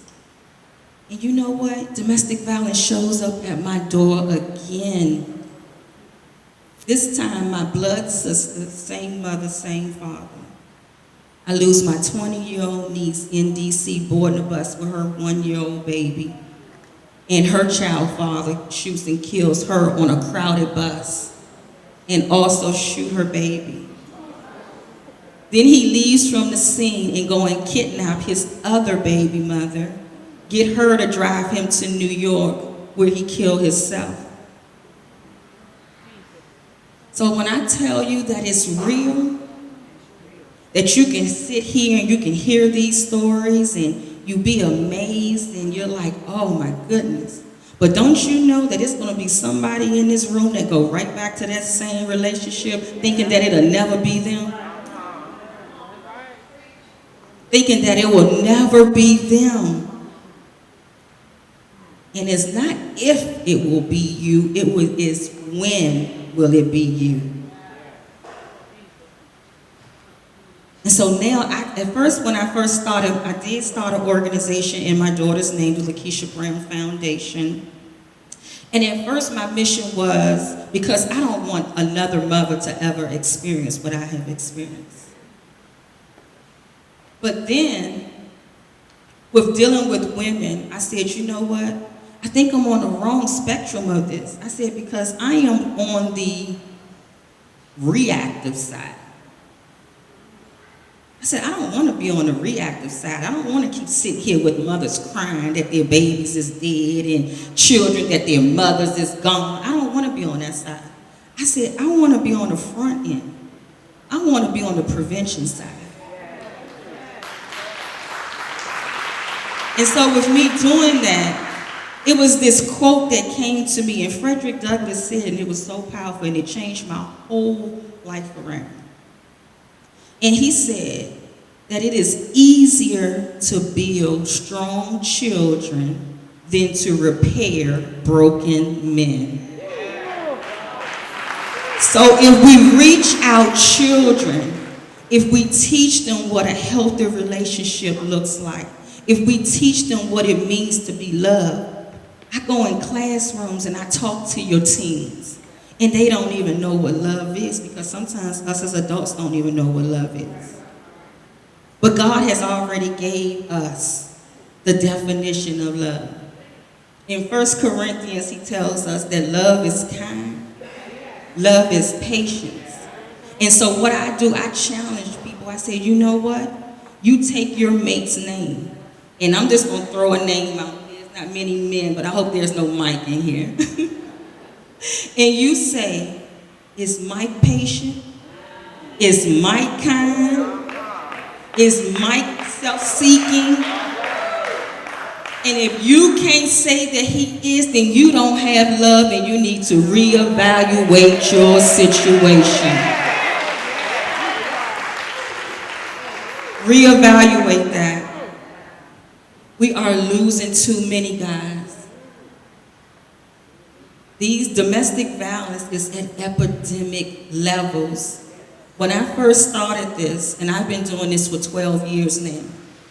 When I first started this, the teen stats said that it was 1 in 12 teens that would experience some type of form of domestic violence.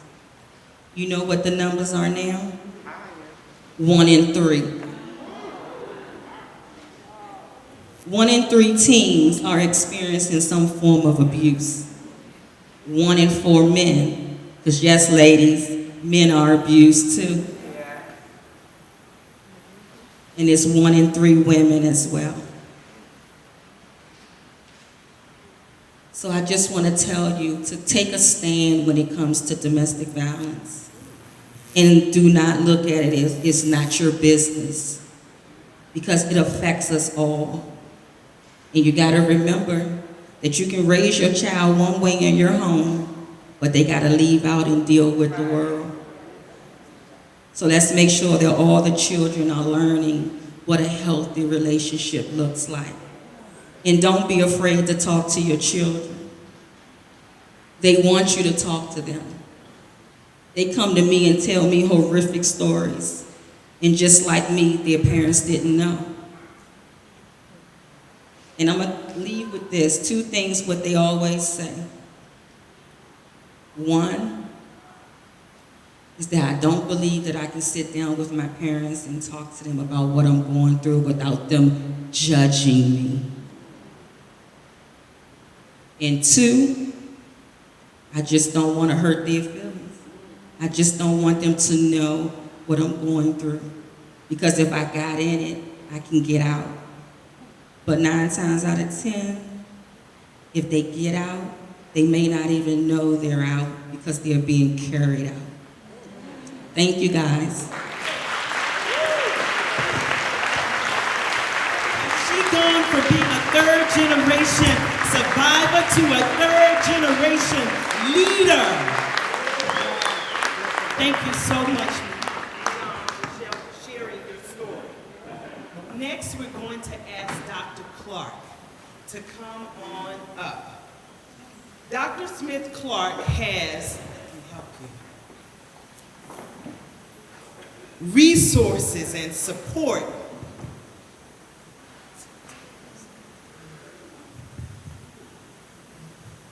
Hello. Before I tell you a little bit about myself, I would like to read some stats to you. 1 in 4 women and 1 in 7 men aged 18 and older in the United States have been victims of severe physical violence by an intimate partner in their lifetime. Females ages 18 to 24 and 25 to 34 generally experiences the highest rate of intimate partner violence. And according to the Maryland Network Against Domestic Violence, in the time between July 1st, 2017 to June 30, 2018, there were 46 people who died at the results of intimate partner violence. Of those 46 people who died, 67% were killed or shot or lived even from guns. And as that tragedy, 35 children are left behind without parents. So as you can see, this is a very alarming and a very severe problem that we have. But also in PG County, as in Maryland, we are ranked number 10 as having the highest rate of domestic violence in the country. Now the 10 does not seem as 1, but 10 is really bad. So what I want to tell you a little bit about myself is I work for the Domestic Violence and Sexual Assault Center at the University of Maryland, Prince George's Hospital. There we see victims of crimes such as domestic violence, sexual abuse, human trafficking, and so we even see people as young as 3. I think one of my colleagues saw a child at 6 months old, and we see them as old as 90. We are the only comprehensive center, rape crisis center in Prince George's County.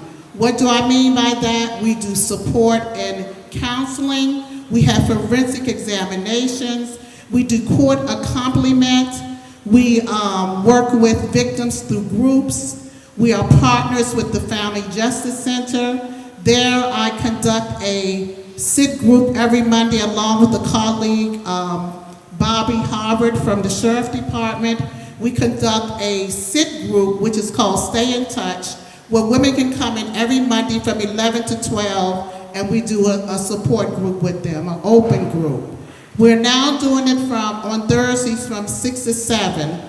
We have a table here from the Family Justice Center.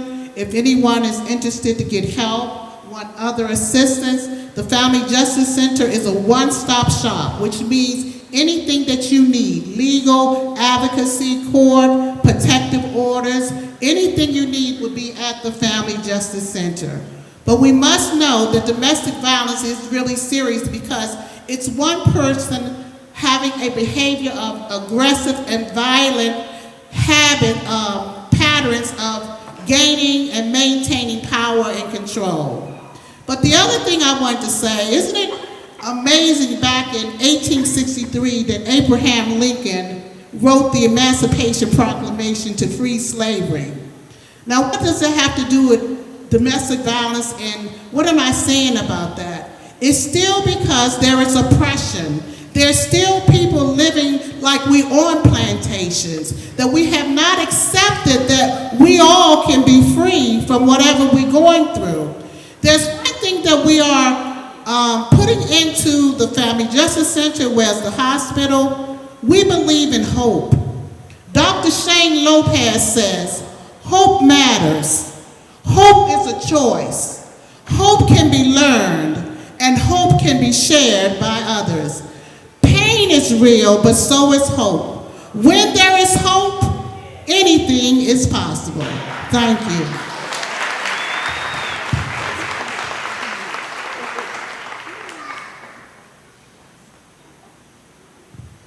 Wow, was that a great way for us to transition into lunch? Hope. Can everybody say hope? Hope. Hope. Hope can make the difference. Give a round of applause to all of our panelists who have spoken so far. Damaris, Shannon, Mion, Dr. Clark, please stand and give a round of applause to our panelists who have spoken so. Come on, ladies.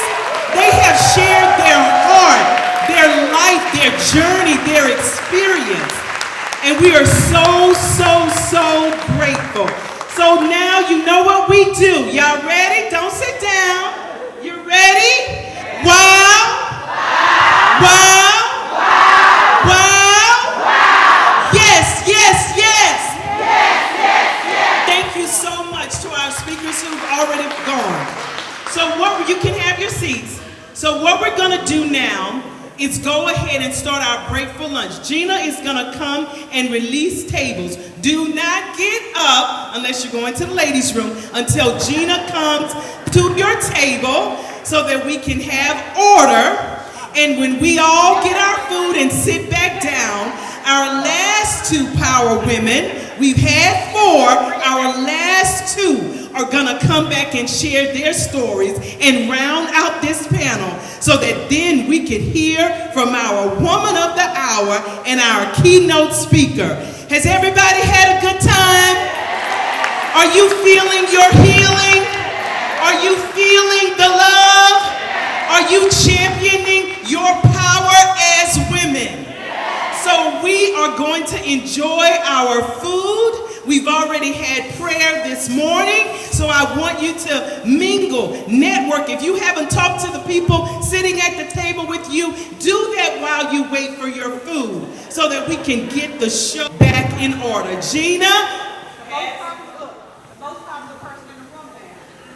Calling for the food, so you all love me now, right? Okay, we're going to start with this table. We're going to start with the speakers and Councilwoman. Your table, please. Thank you. Isn't this great? Yeah. Woo!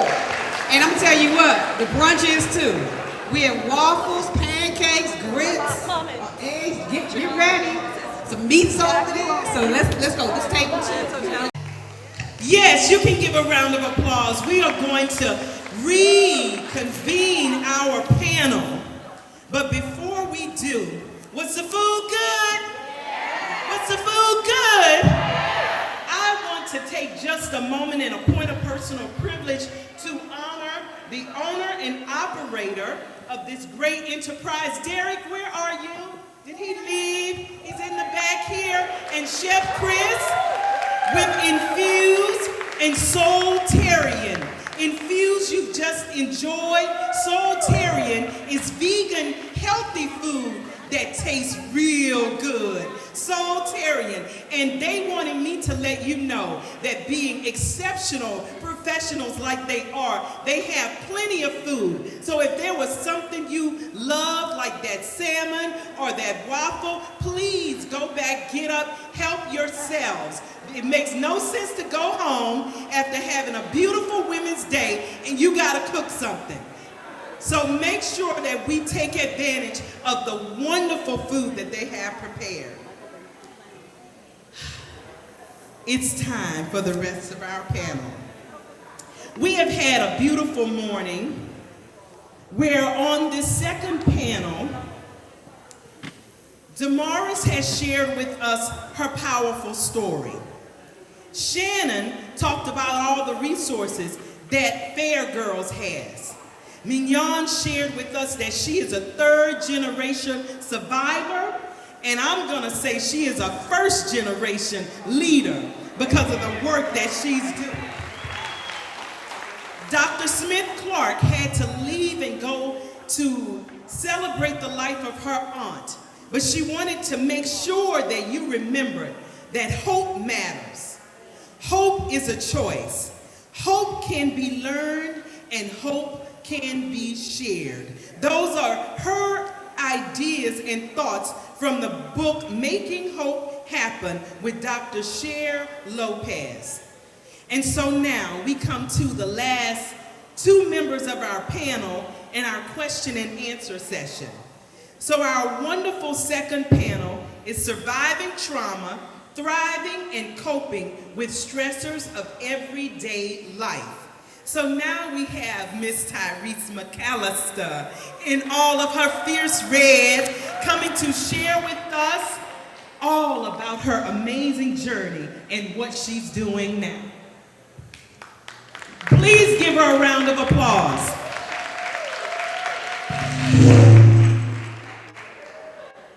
Good afternoon.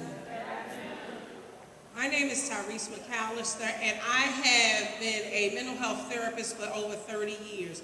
And for 30 years, I've worked with people who are experiencing crisis and trauma. And then one day, it happened to me.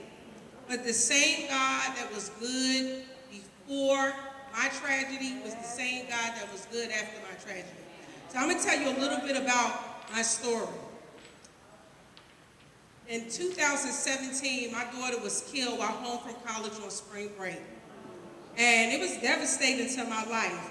But everything that I had learned in school and as a professional Everybody said, oh, you're doing well because of the work that you do.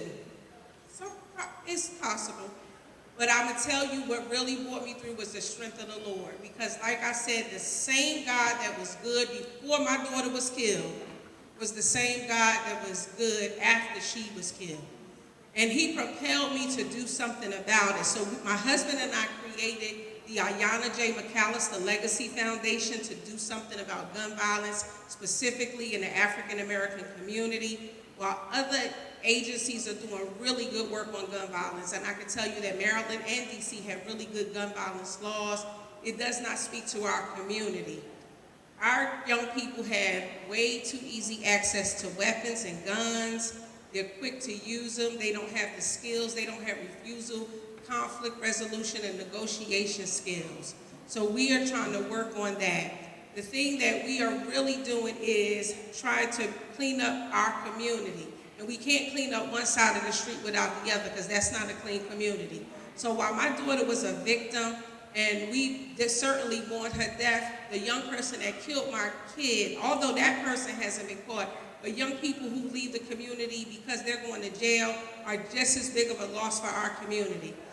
When kids die, there's nothing we can do. But if kids are living, we know that we can get to them and help them. And we've got to do that as a community. So I just want to say that in a way of an introduction, is that God is good. He's always good. And if people can remember that the day before your tragedy, that God is good, that God is still good after your tragedy. Thank you.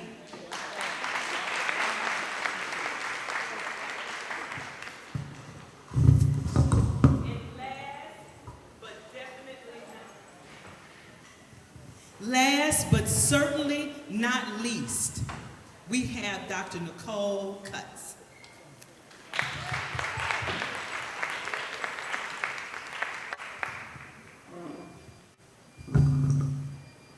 Wow. Wow, wow, wow. Hello? Yes. So I am really honored to be here. My name is Nicole Cutts. I am a clinical psychologist and a success coach. And my focus, like so many women here, is on helping other women, is on empowering women to achieve their visions of success for their life's work. It all has to do with what is your purpose. That is so much of what I'm seeing here today, not just on the panel, but also here in the audience. Monique, thank you so much for having all of us here. This has been an incredible event.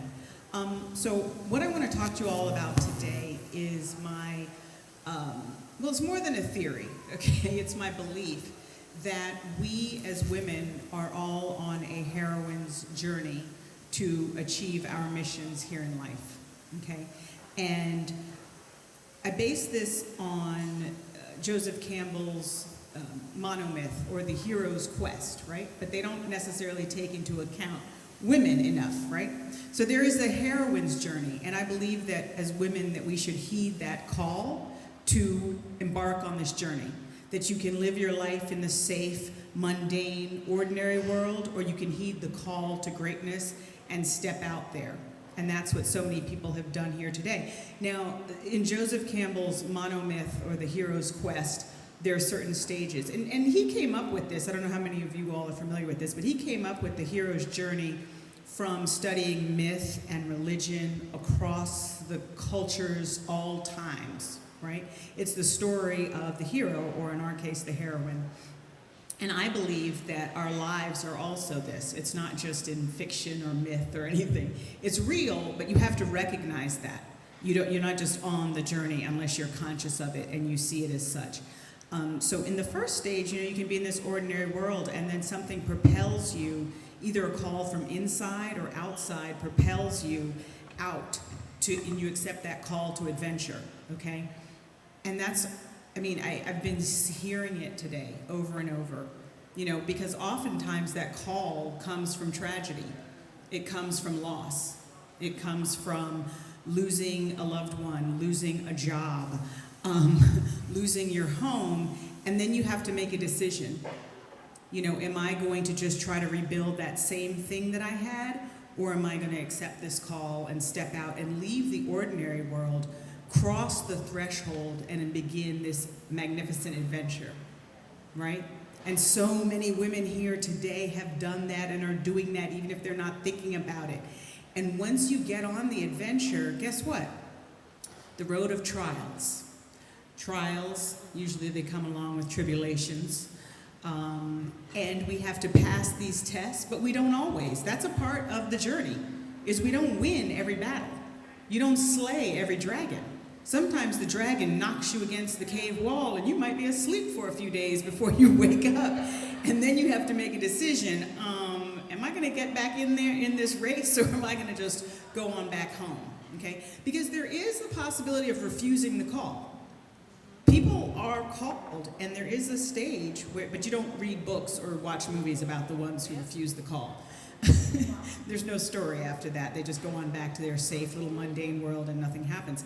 But if you continue, you go through these trials, these tribulations, you win some, you lose some, there are tears, broken bones, everything. But that's all a part of the journey. And that's why I like women to recognize that they are on that heroine's quest. So you realize that when those things are happening, it is a necessary part of the journey to turn you into the heroine, right? And the heroine of your own stories. You need to be at that center, take that power in your stories. And then you have sometimes a really big battle. Okay, in the movies, it's always nice and neat. There's that one big battle, you know. But in life, there can be several of those big battles, right?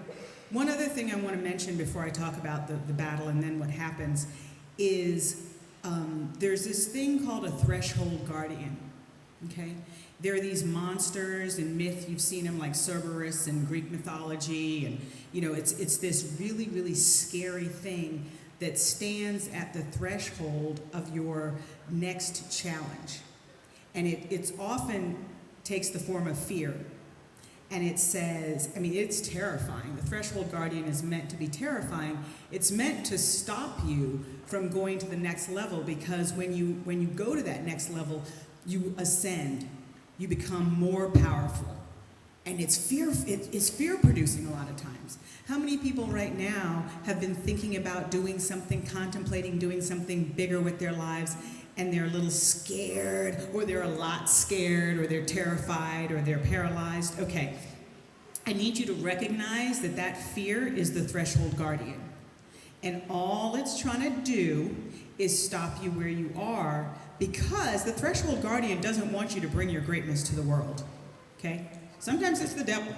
I'll keep it real. Sometimes it's the devil, because it will tell you all kind of things about what you can't do and who you aren't and why do you think you can do this.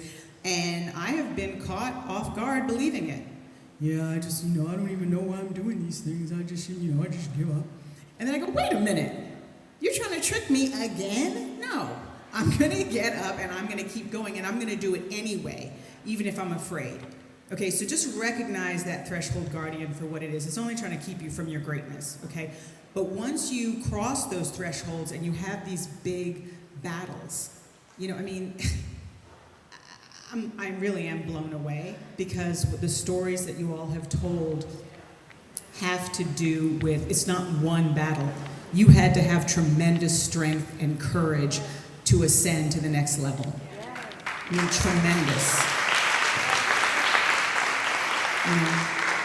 You all are heroines. You are heroines.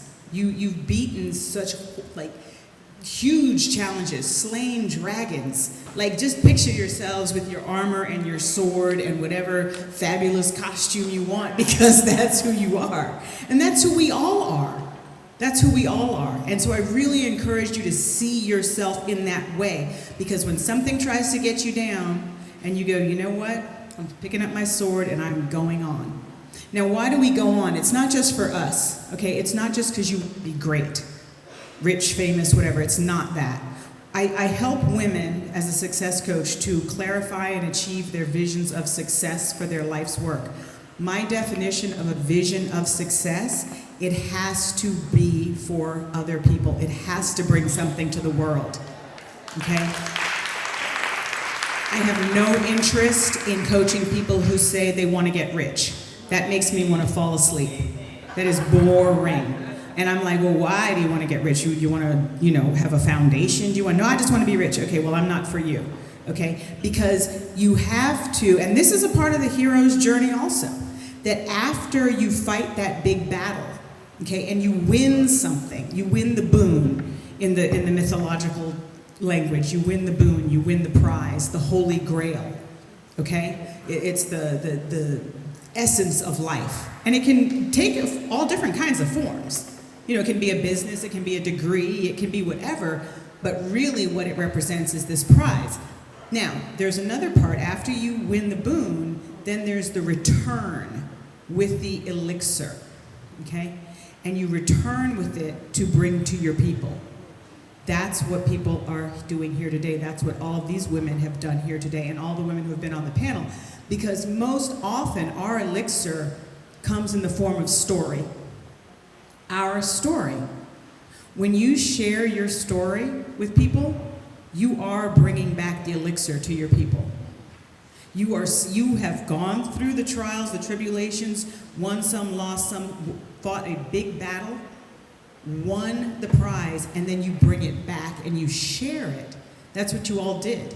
You shared your stories with us. You shared your story with us. That takes courage. That takes courage. And it's an act of love, really, that we get together like this and we share our stories. And some people argue that the heroine's journey is different than the men's in terms of that we tend to bond together. We tend to help each other out more. We tend to bring other people along. I think that's true. I think it's true. We're not the solo heroine out there on the, out on the desert. We're fighting the battle, but we always bring people along with us, and we share our gifts like Monique is doing, like you've done, like all three of you have done, like everybody's doing today, just by being here, okay? So that's what I wanted to share with you today. By way also just of introduction, I've written my own story, a heroine's quest novel. It's called The Adventures of Isabel. I want to show you my heroine. If she looks a little bit like me, well, gee, that's not a coincidence. But anyway, so this book is an example of the heroine's quest. And it tells about these battles, these trials and tribulations that are metaphors for what happened in our lives on a daily basis. One thing I'll mention from the book is that our Princess Isabel, encounters a pirate. A pirate represents, it's a person here, and in real life, a pirate is another person, sometimes it's a handsome man, who wants to take you off your course, because she was on a journey to Orphalese to save their colony of Orphalese. And this pirate comes, and the pirates, what they do, they take you off your course, right? And they try to sink your ship or just make you a prisoner, and then you're like, wait, what happened? Wasn't I supposed to be going over here? I forgot all about myself. And then, ultimately, why they do it, they take your booty, and I'm not talking about your booty, I'm talking about your treasures. Okay, pirate's booty, we all know it's a legitimate term. Now, sometimes in real life, okay, that's fine, I'm not gonna get into that, but what I'm trying to say is that that's what a pirate is. So you gotta stay on your course. And the pirate doesn't have to be a man. Pirates come in all shapes and sizes, but you gotta remember, don't be distracted by the threshold guardian, don't be distracted by the pirate who wants to put you in the gilded cage and all that, because you have a mission, okay? And you are the heroines of your own stories, and I hope that you recognize that today. Thanks for letting me speak.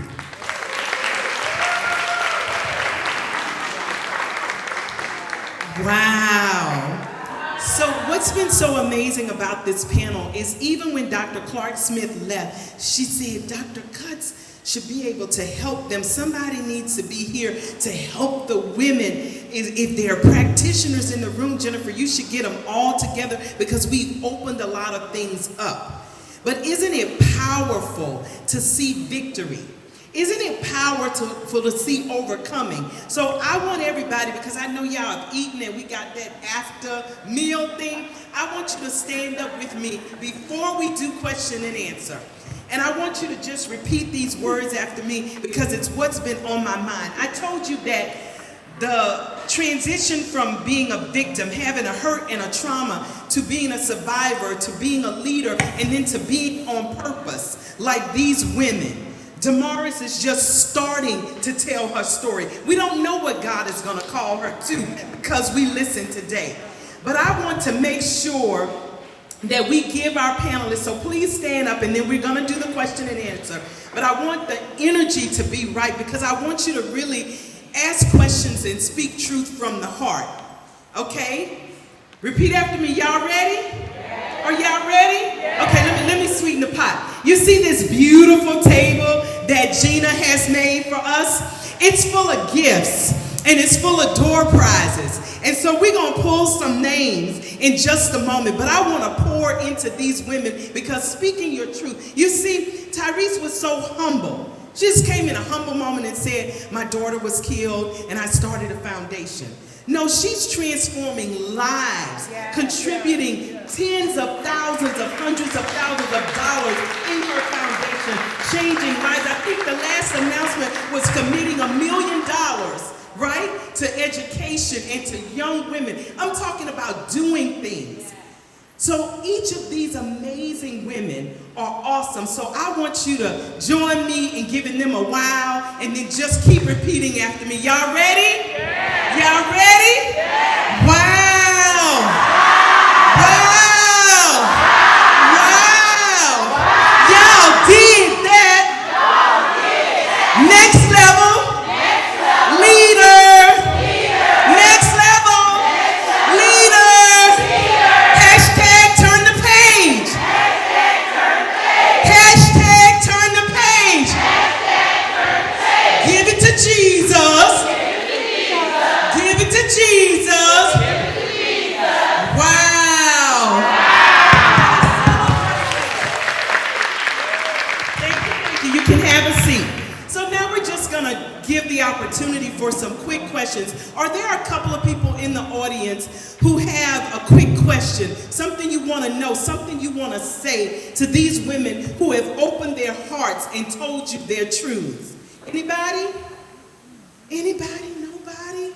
Not one question? Oh, come on, come on, come on. We have a gentleman in the room with you. Are audacious. You know how bold you got to be, doctor?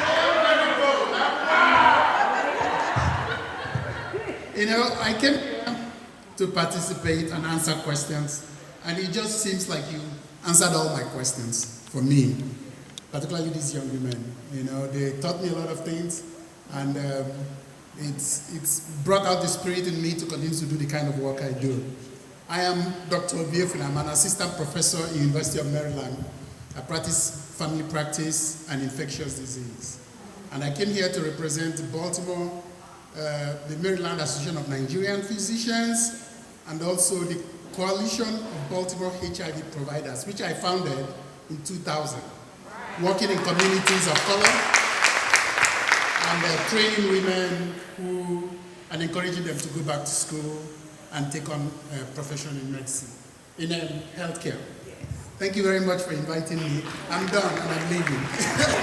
I want to thank you so much because we put out a call. I got a call, I think Ashley called me, Gina called me, and they said, we need somebody to do medicine. When you have a physician close his office to come and be here for women, we need to give him a round of applause.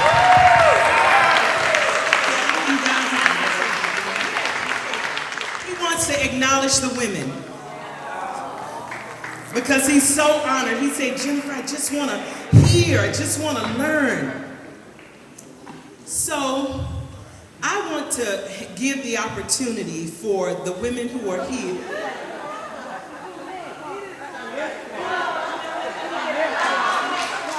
Oh, a hug. He didn't get, yeah.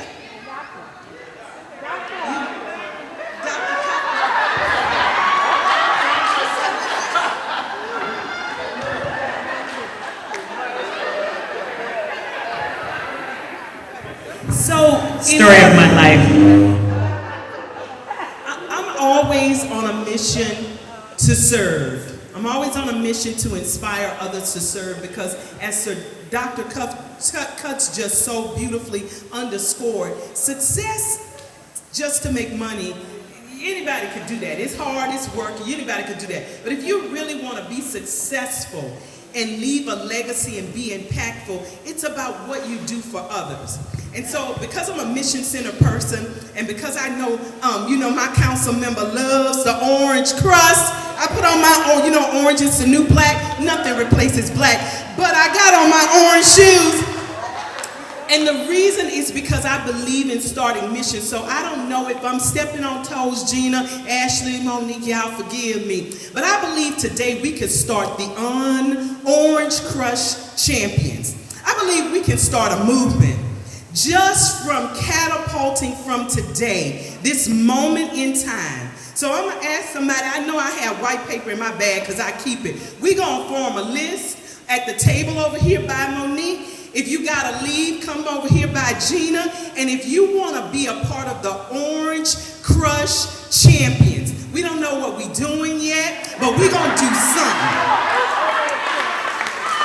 Because, I'm just saying, because LeVron Reedy Thomas is here from the former administration office of the county executive, and we at her first event, and yes, LeVron, stand up and give everybody a hello. And at her first event, God had just given me a vision for starting something called the 100,000 Strong campaign. And in that campaign, I thought that if 250 to 400,000 women in Prince George's County vote every election cycle, if I could just get 100,000 of them to commit $1 every month, that we could raise $1.2 million every year to address all of the things that we've just talked about. Human trafficking, domestic violence. The Family Justice Center stands. We have wonderful resources all over that have been here today. But I want today for us to make a commitment to leave here bigger than having a moment and bigger than everything that's been awesome and beautiful, but on a mission to start the Orange Crush Champions. The name might change. I'm gonna let Monique and them do what they do, but today, if you at the end of the day today, feel in your heart that if it's just giving $5, volunteering once a year, talking to some people, giving your professional talents away to a woman in need, I want us to start a small movement out of today. Y'all with me? And so to my panel, I just want you to quickly tell the audience and me, in the spirit of serving, what's the one thing that we could do to make the work that you do, the journey that you've had, the experiences that you've had, or what you're gonna do in the future that could have made a difference so that we help others survive, others who are still in the pain, or something that we could do now to help you with what you're doing in your next level?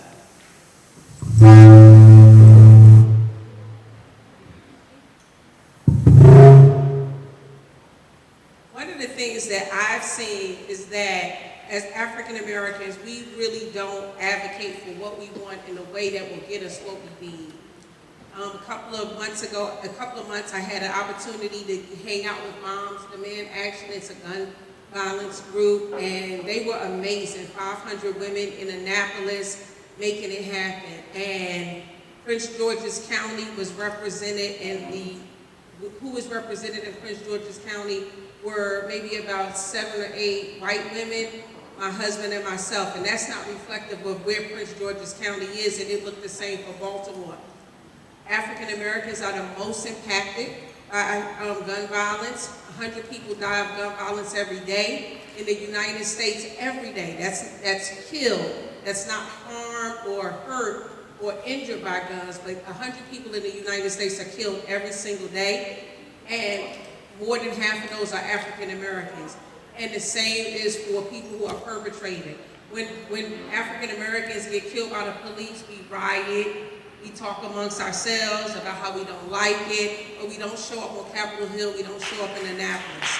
And we've got to be able to do that. We've got to be voting so that people, when we talk to them, they will care. When I tell you Moms Demand Action rolled up in Annapolis and did some stuff, and I was like, dang, that was sexy, because they got it done. And when we left at 4 o'clock, they had everybody who we spoke to commitment. and we need to have that same power. But we cannot do it if we don't come to the table. And I was told years ago, if you're not coming to the table, you might be the food at the table. And our kids are killing each other at record numbers. In DC, the numbers are amazing, and DC is right next door. My daughter got killed in DC. We live in Prince George's County. We got to do something about gun violence. We got to show up. And not just on gun violence, anything that we want, we got to learn to advocate. Rioting, marching, and murmuring amongst ourselves is not going to get our needs met.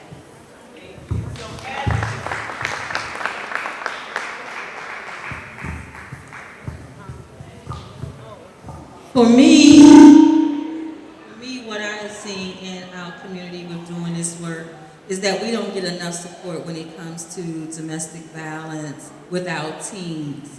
A lot of the parents do not show up, and so it's very hard because a lot of people like myself, I have chosen to give up my career. And other friends and investors who support me to be able to help me get the word out and be able to speak on different platforms. I also travel the country with this message. And for some strange reason, people think that when you're out here doing this type of work, that it's free.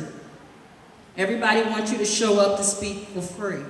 But it takes money to get an outfit, it takes money to get a new wig, it takes money to get here, gas and things of that nature. So just invest back into the people that are out on the front lines, those grassroots organizations that's out there, the ones that you go to when the tragedy shows up at your door.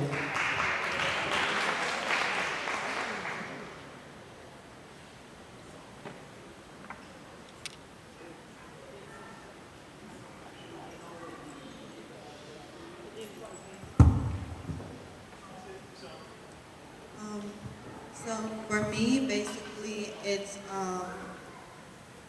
it's finding a way to love yourself. And when you find that, then I feel like, you'll be able to accomplish anything. And I just wish that there was more programs for children, because a lot of it starts off when you're a child and with your surroundings and stuff like that. So me personally, I'm going to start a nonprofit to help these young girls with transitional homes that go through human trafficking and, domestic violence, runaways on drugs, early pregnancies. And talking to your child really does mean a lot. I wish that my parents talked to me about a lot of things.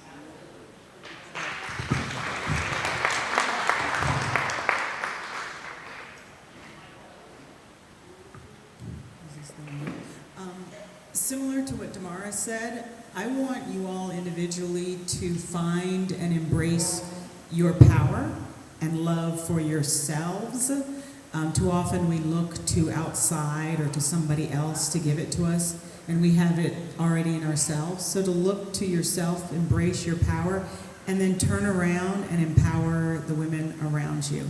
Even if that's just an encouraging comment or a hug, or if it is starting a nonprofit or a foundation or contributing to people who are out there on the front lines. Empower yourselves and empower women around you. Thank you so much. Please give our panel a round of applause. And as they exit the stage, come on, Monique, we're going to give away a few door prizes. So pull your first ticket. All right, the first ticket, 325-659. 659. 325-659. No? Going once? Going twice? Okay, all right, just in time. 659. 325-659. Oh, no? Okay. All right. 325-657. 657. Okay. Okay, yes! There's Crystal. Yay! We got a winner! Come on, ladies. Come on. 657.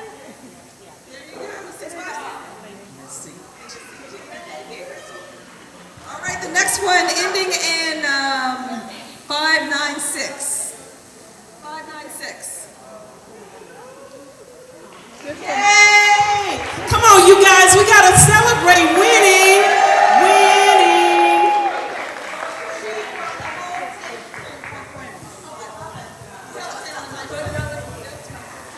That was my sister-in-law's ticket, but she had to leave, so I told her I would get it. Okay.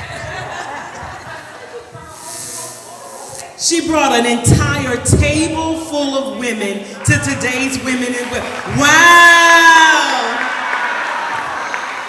All right, the next is 589.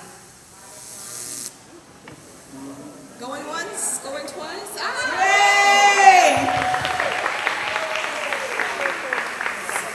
All right, now 590.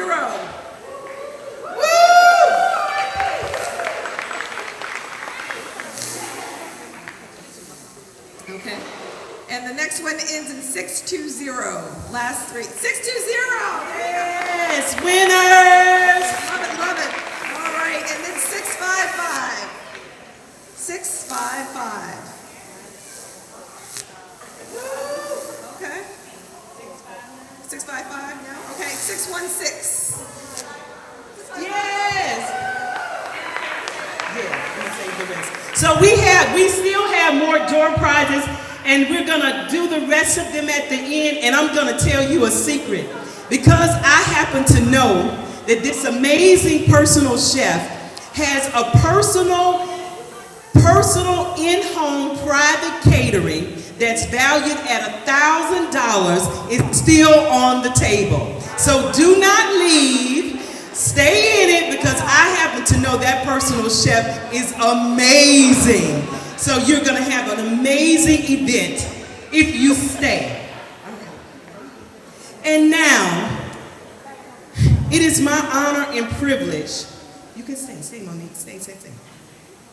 It's my honor and privilege to bring up our speaker, our inspirational, motivational woman of the hour, so that we leave today underscoring all of the greatness that we have heard, that we have felt, and that we have experienced in none other than the Shari Loveday. Everybody give Shari one big old wow.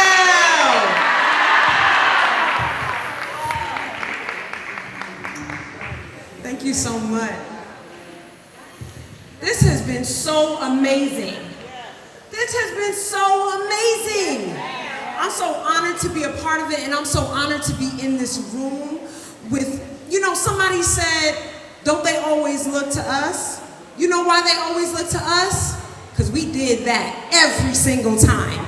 Every time this stuff hits the fan, who's there? The African-American woman surviving and thriving through it. So I just want to say I am so honored to be in this room, and I really believe that what God has given me to share with you today is life-changing. I can say that because it's changed my life. And so all I'm going to tell you is that, sorry, I'm a pacer. I pace. Go up on stage.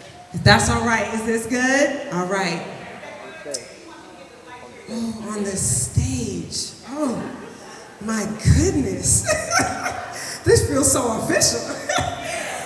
So, the word that I believe God gave me today to share with you, and yeah, I'm motivational, and yeah, I'm inspirational, but y'all, I'm a preacher. I'm a preacher.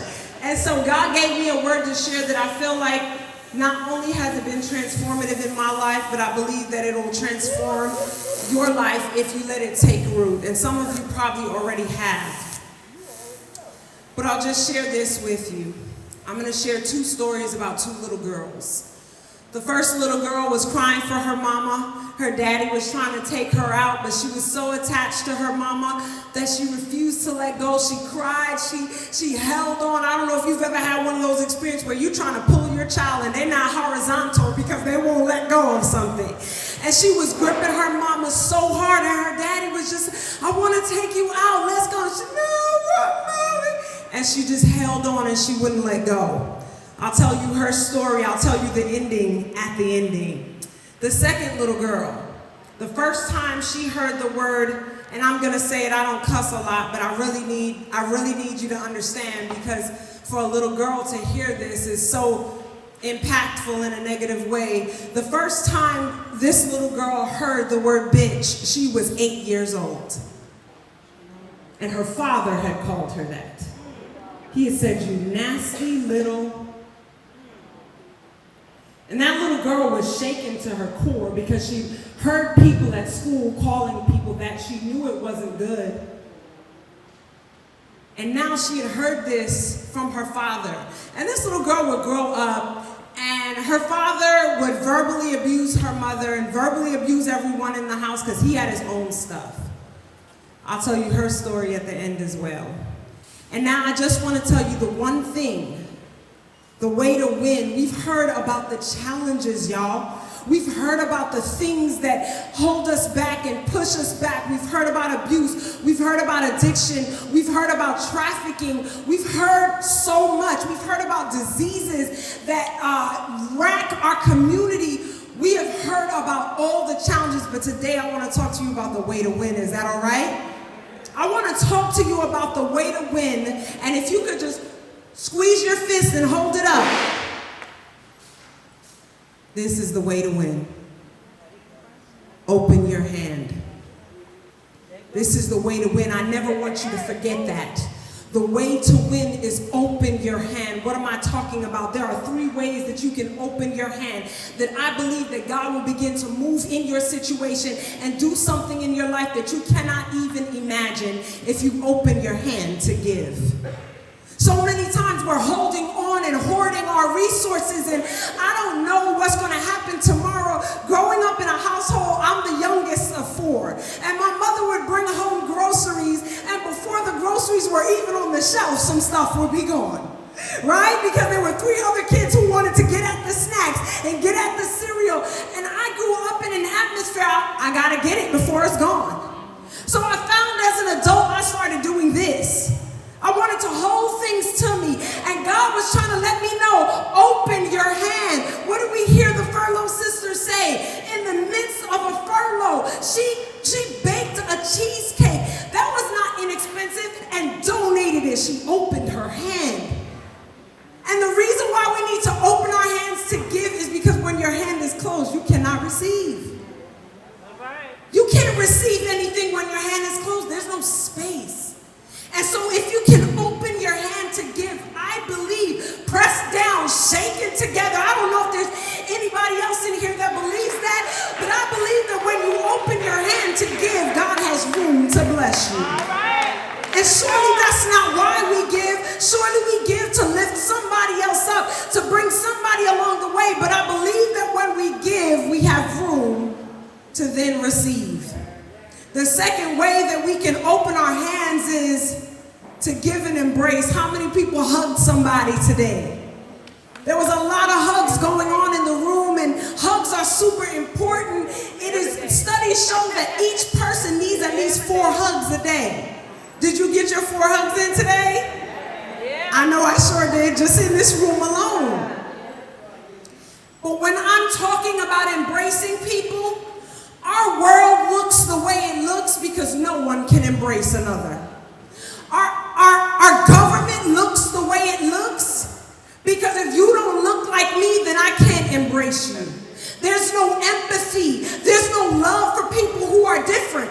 And if we can just open our hands to embrace people, I believe God begins to weave into our lives some amazing experiences, because when I rub elbows with another amazing woman, that thing rubs off on me. Whether she's white, whether she's Asian, whether she's black, when I begin to embrace people, I get to take something, I get to experience some things about that other person that could be enriching to my life. And I just believe that our country looks crazy right now because our government cannot embrace people. And instead of embracing people, our president threw paper towels at people. That's not an embrace. That's not saying I love you and I want to walk alongside you. And I'm not here to bash anybody, but I'm saying that if we can figure out a way to empathize with people and to make sure that we believe every single person is as human as we are, we would never do certain things. Could I sex traffic someone if I saw them as important as I am? No. Absolutely not. Could I be racist if I believe that every single person is as important as I am?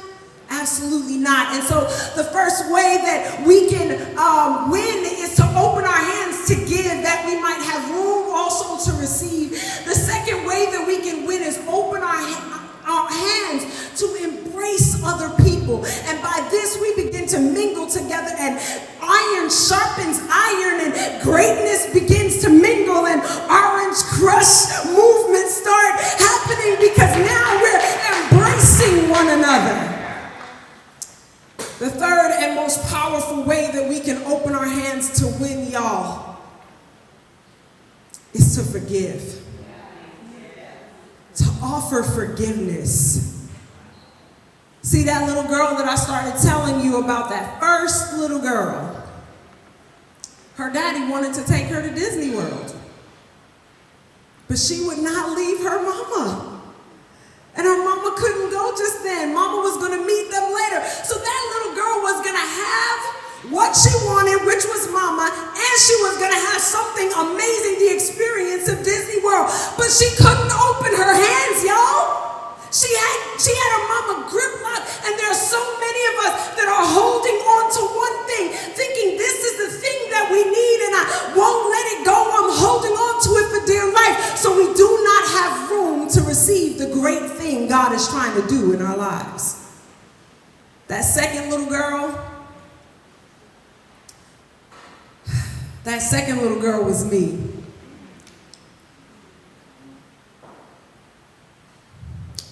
And my daddy passed in 2015.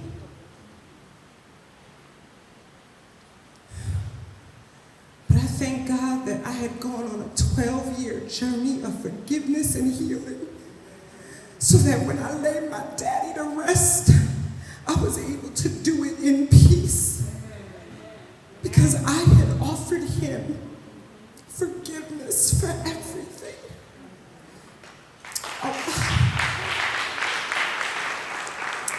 I want you to know that forgiveness isn't so much for them. Y'all, it's for you. It's for you.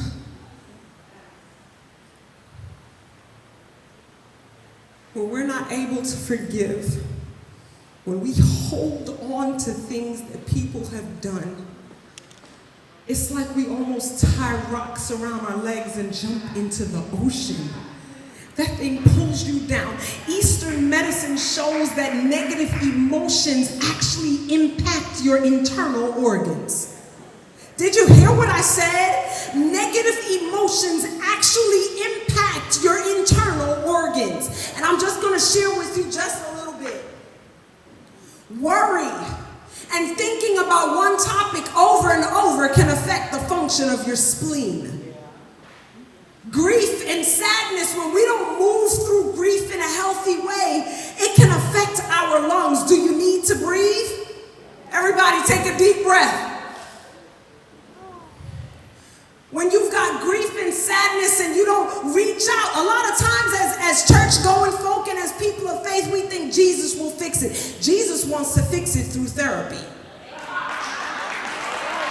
Jesus has equipped some folk in our communities that can help us move through grief and sadness so it doesn't turn into long-term depression.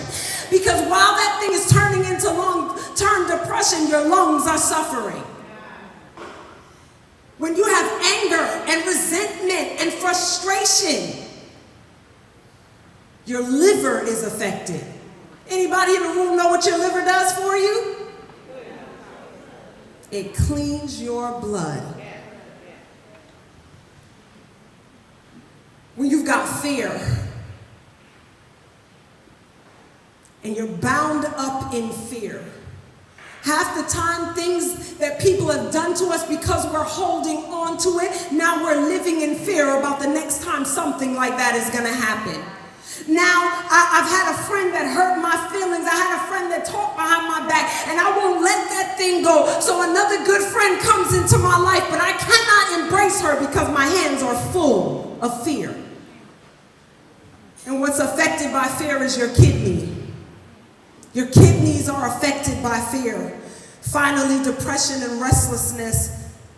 We just talked about heart disease today, and I know there are things that we need to eat. There are exercises we need to do. We need to get our bodies moving. We need to change our lifestyles. But part of changing that lifestyle is letting go of some hurts that have been dragging you down because it is killing you.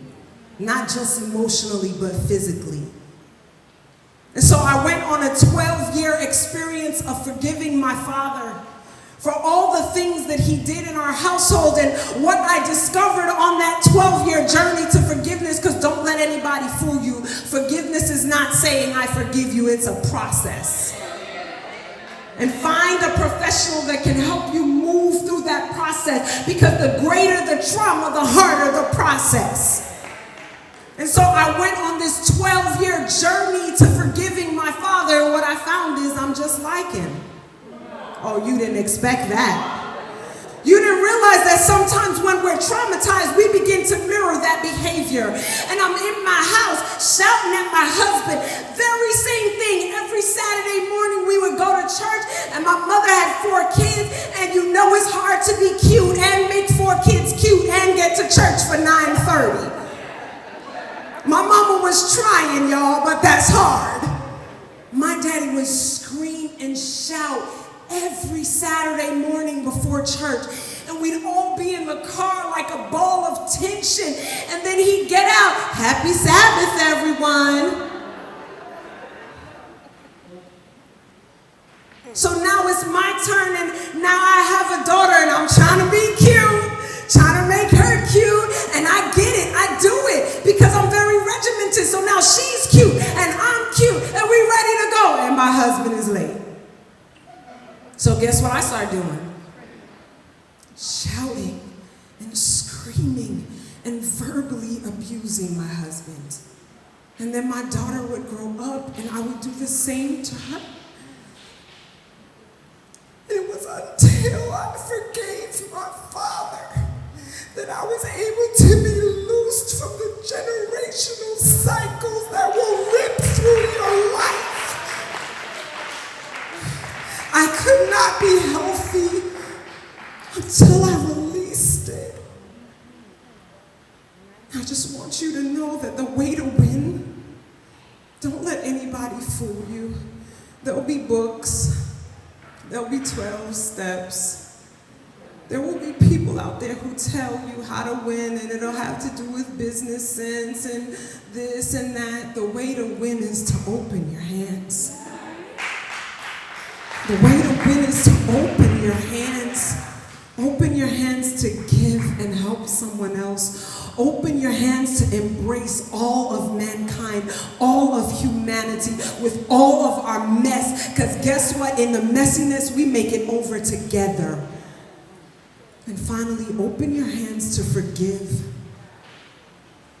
The most powerful thought, 2 most powerful thoughts about forgiveness for me is that I don't get it unless I give it.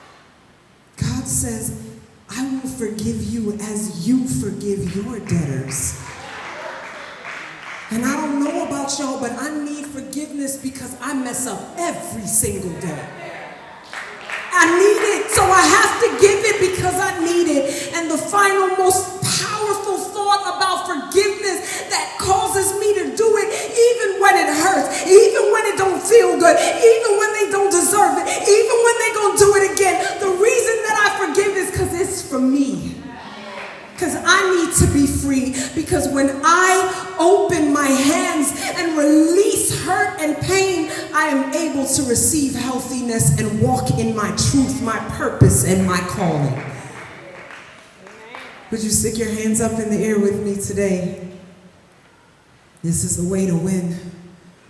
Open your hands so that you can make room for every good thing God is doing in your life. Open your hands and release negativity so that you can receive every good thing that God has for you. God bless you, and I know that I'm going to see y'all winning if you keep your hands open.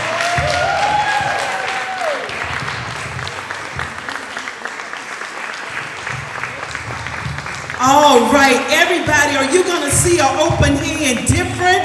Are you going to be focused on the power of hugs? Are you going to be focused on forgiving? Thank you so much. Thank you so much. Preacher, done preach. We're going to hear from our council member. I want to say thank you to the entire staff of Councilmember Monique Anderson Walker for the beautiful work that you did today. To all of the vendors who are here, the Maryland Health Coverage Exchange is still back there. If you don't have insurance, I'm going to tell you what the doctors told me in January. Tell black women, even Medicaid is all right. One of the surgeons wanted me to let you know that even she was on Medicaid to finish her residency because, as Florence told you, the individual things, decisions that are made about your life come down to health coverage. So Monique.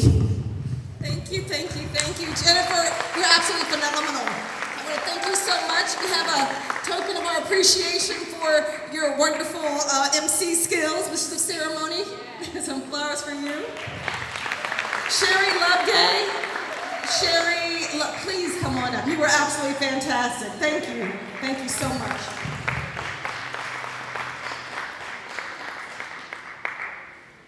And where is Dr. Cutts? I just saw her a moment ago. Did she just...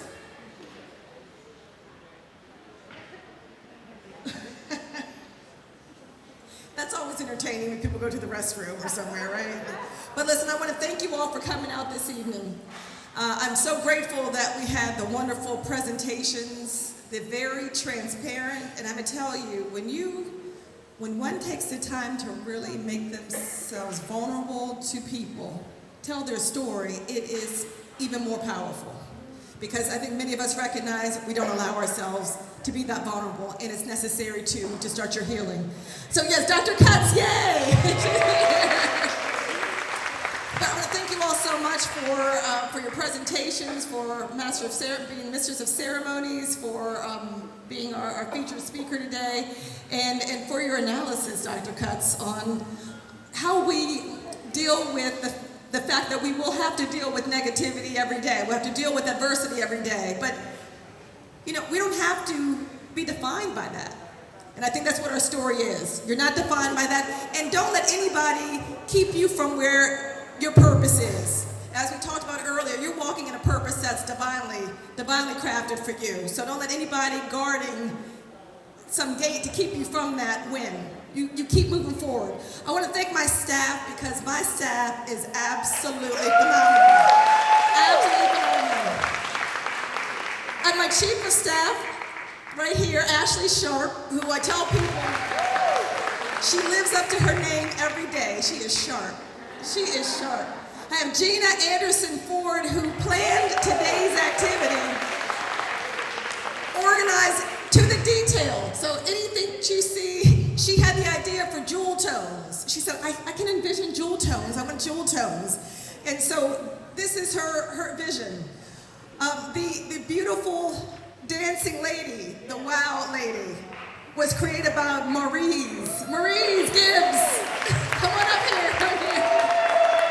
Okay, she's a little bit shy, but I'm gonna tell you, so incredibly talented. And sometimes when we're working with women who we see have talent and they don't want to be seen, promote them. Promote them. Even if they don't like it. But Maurice is incredibly talented. She had a vision.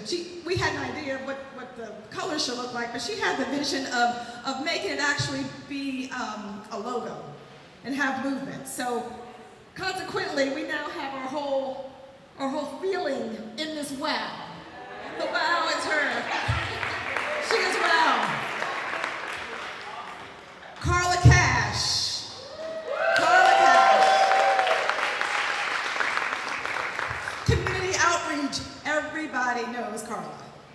everybody knows Carla.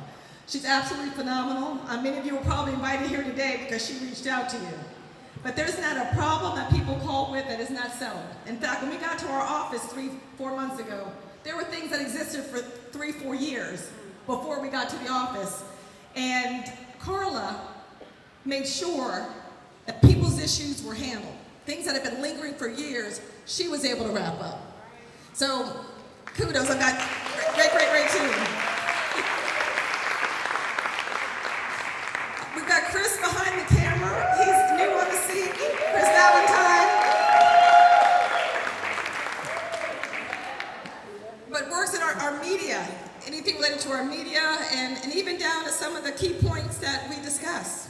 You know, it comes down to sitting in groups and really getting a strategy together. So thank you so much for that. And Araba Dowell, also do well, last name like Dowell, do well. I say she lives up to her name too every day. She does well every day. I've known her for 30 years, we go way back, but a brilliant strategist, certainly through this campaign, and continues to be a major advisor, senior advisor, even as we go through this county council and determining how we're going to focus on helping and how we can be most effective. So I am very blessed. I have not forgotten any of my staff, have I?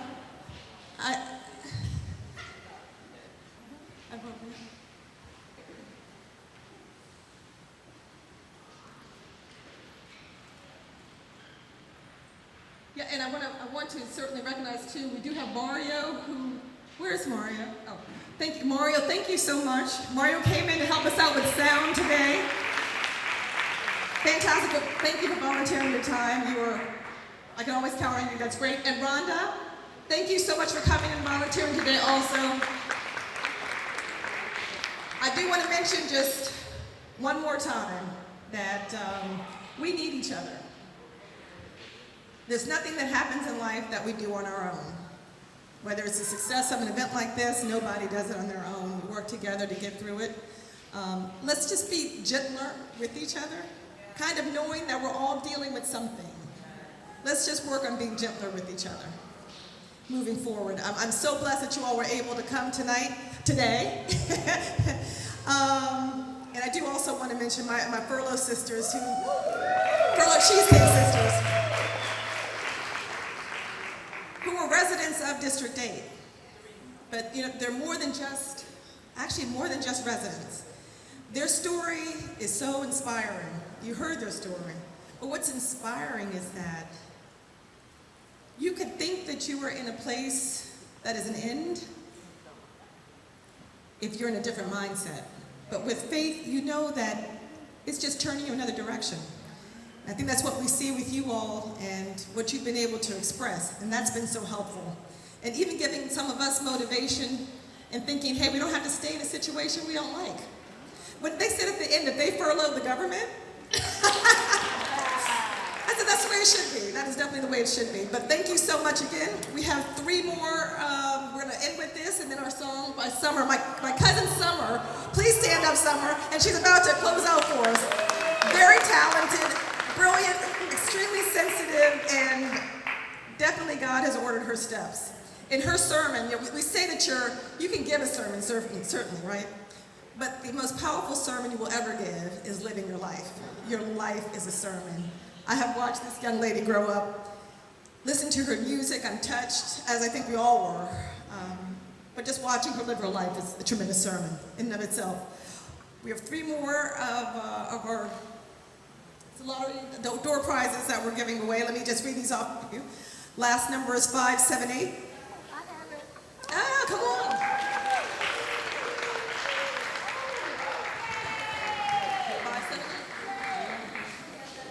Excellent. And 639. 639? Nope. Okay. 598. Yes, Jesus!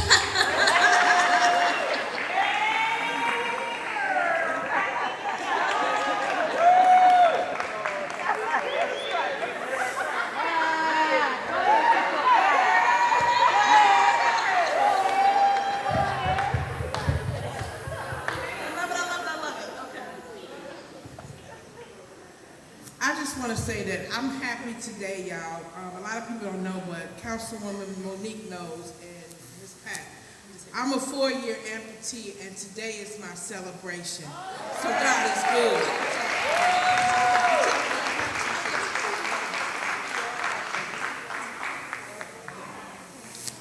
And then you're right there. And one more. All right, and 664 is the last one. 664. Woo!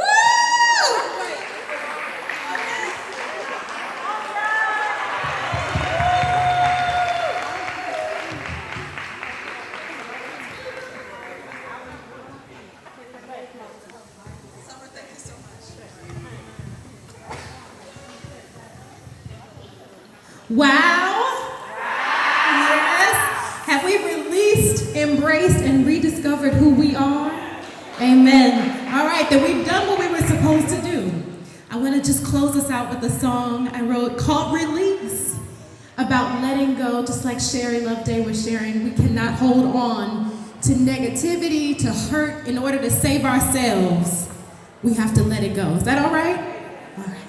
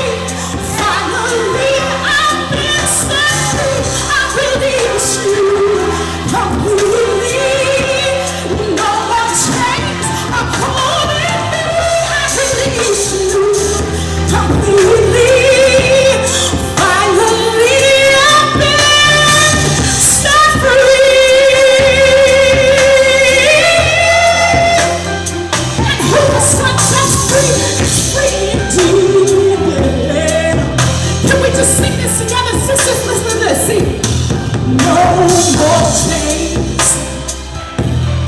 No more chains. You believe that today? Sing that.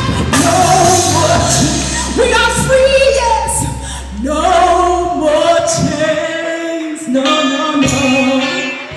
Amen, amen. Let's just release and let it go. Go forth and be free. And share the beauty of who you are. Thank you so much.